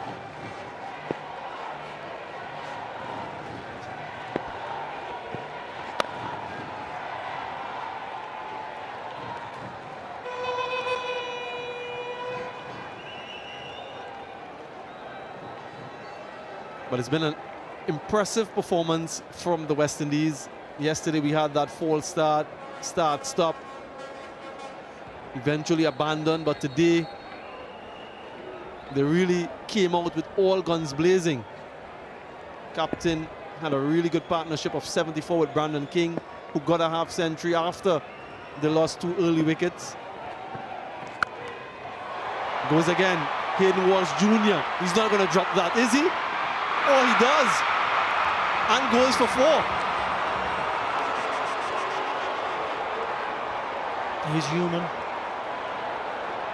but you would have expected every time he gets underneath that ball to catch it, he would go on to catch it.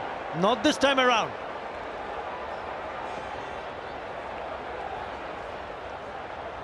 Again, a boundary in this over, 14 runs already. There was an opportunity, but Hayden Walsh Jr. failed to grab.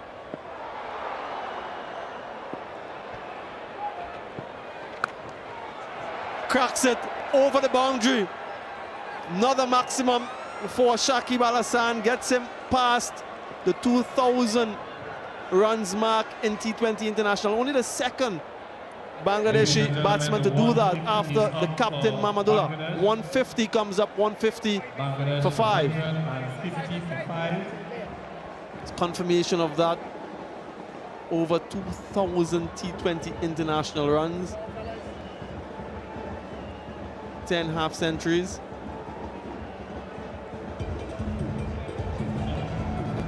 what a performer he has been.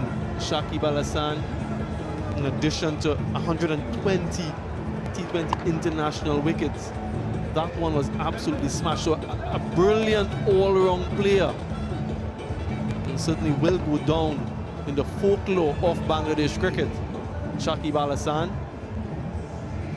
Yeah, he has a heavy reputation and he hardly disappoints.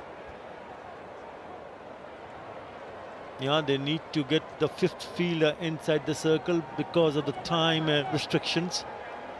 Bangladesh had to do the same thing. 20 runs in that previous over, a big over, a huge over.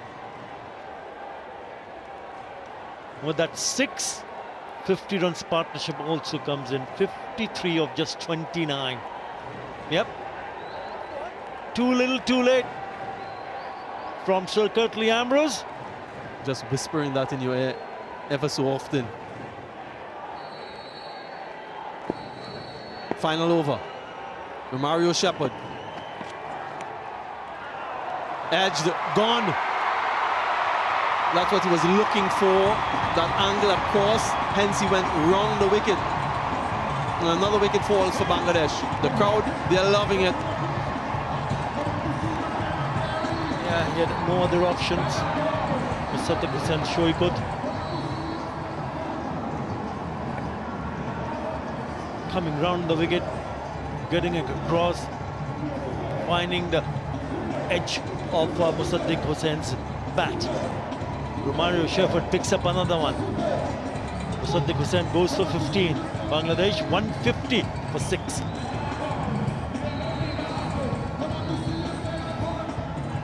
Ladies and gentlemen, the batsman dismissed Musaddiq Hussain for 15. Bangladesh 150 for 6.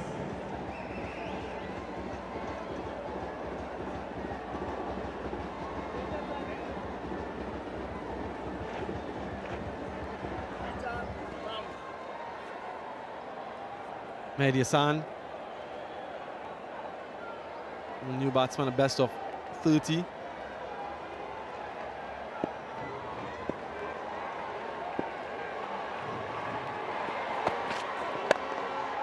Over the top, first ball, gets a boundary.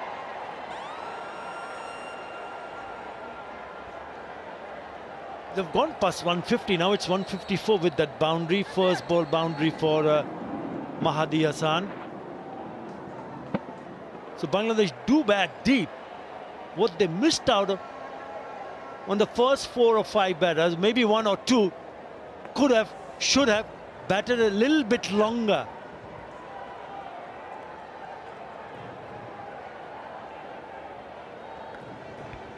Long off in position.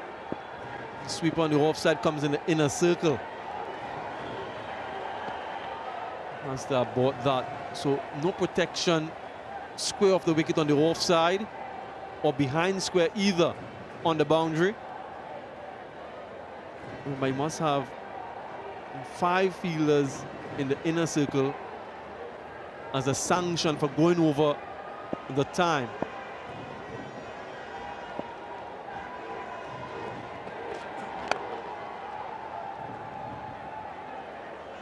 Just a single.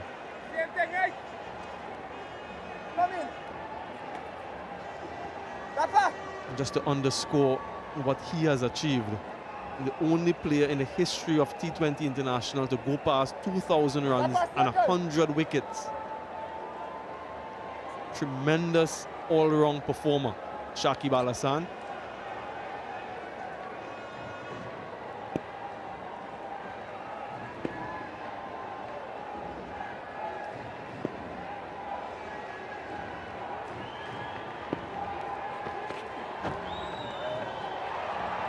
Will be signal wide. It is. Nicholas Pooran gesticulating to bowl off stump, outside off stump perhaps, but the third man is in.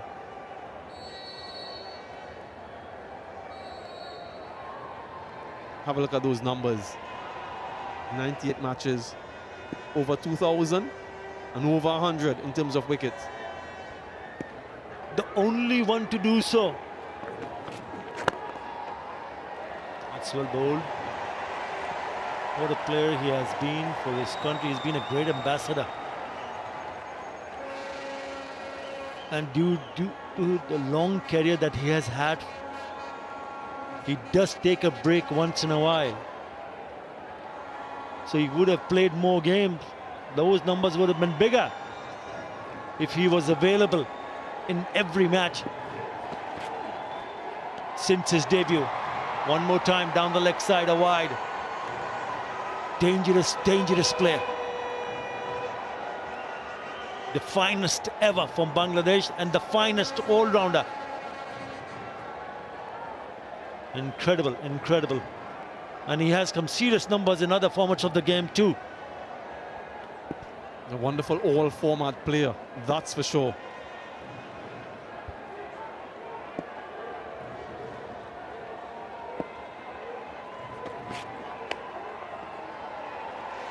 Good delivery. And I'll tell you something, Arthur. I'm talking about his prowess across formats. He has 613 international wickets, on par with the man to your right, Circuitly Ambrose. Have some of that, Circuitly. The crowd absolutely loving it. Really happy to see so many people out. What a delivery to end the innings. Brilliant from the West Indies. And they win this game and take a 1-0 series lead. The West Indies win by 35 runs. And everyone in the crowd is enjoying the moment, enjoying the atmosphere. They've been well and truly entertained. Rovman Powell to finish the innings off, and all of the bowlers from the West Indies, and they're going to party well into the night here in Dominica. Man of the moment, Rovman Powell, a brilliant knock from him. Really an exclamation in that West Indian innings. And then with the ball, they've all responded well to restrict Bangladesh to 158. And the party has well and truly started. You need to get in there, Atta Ali Khan.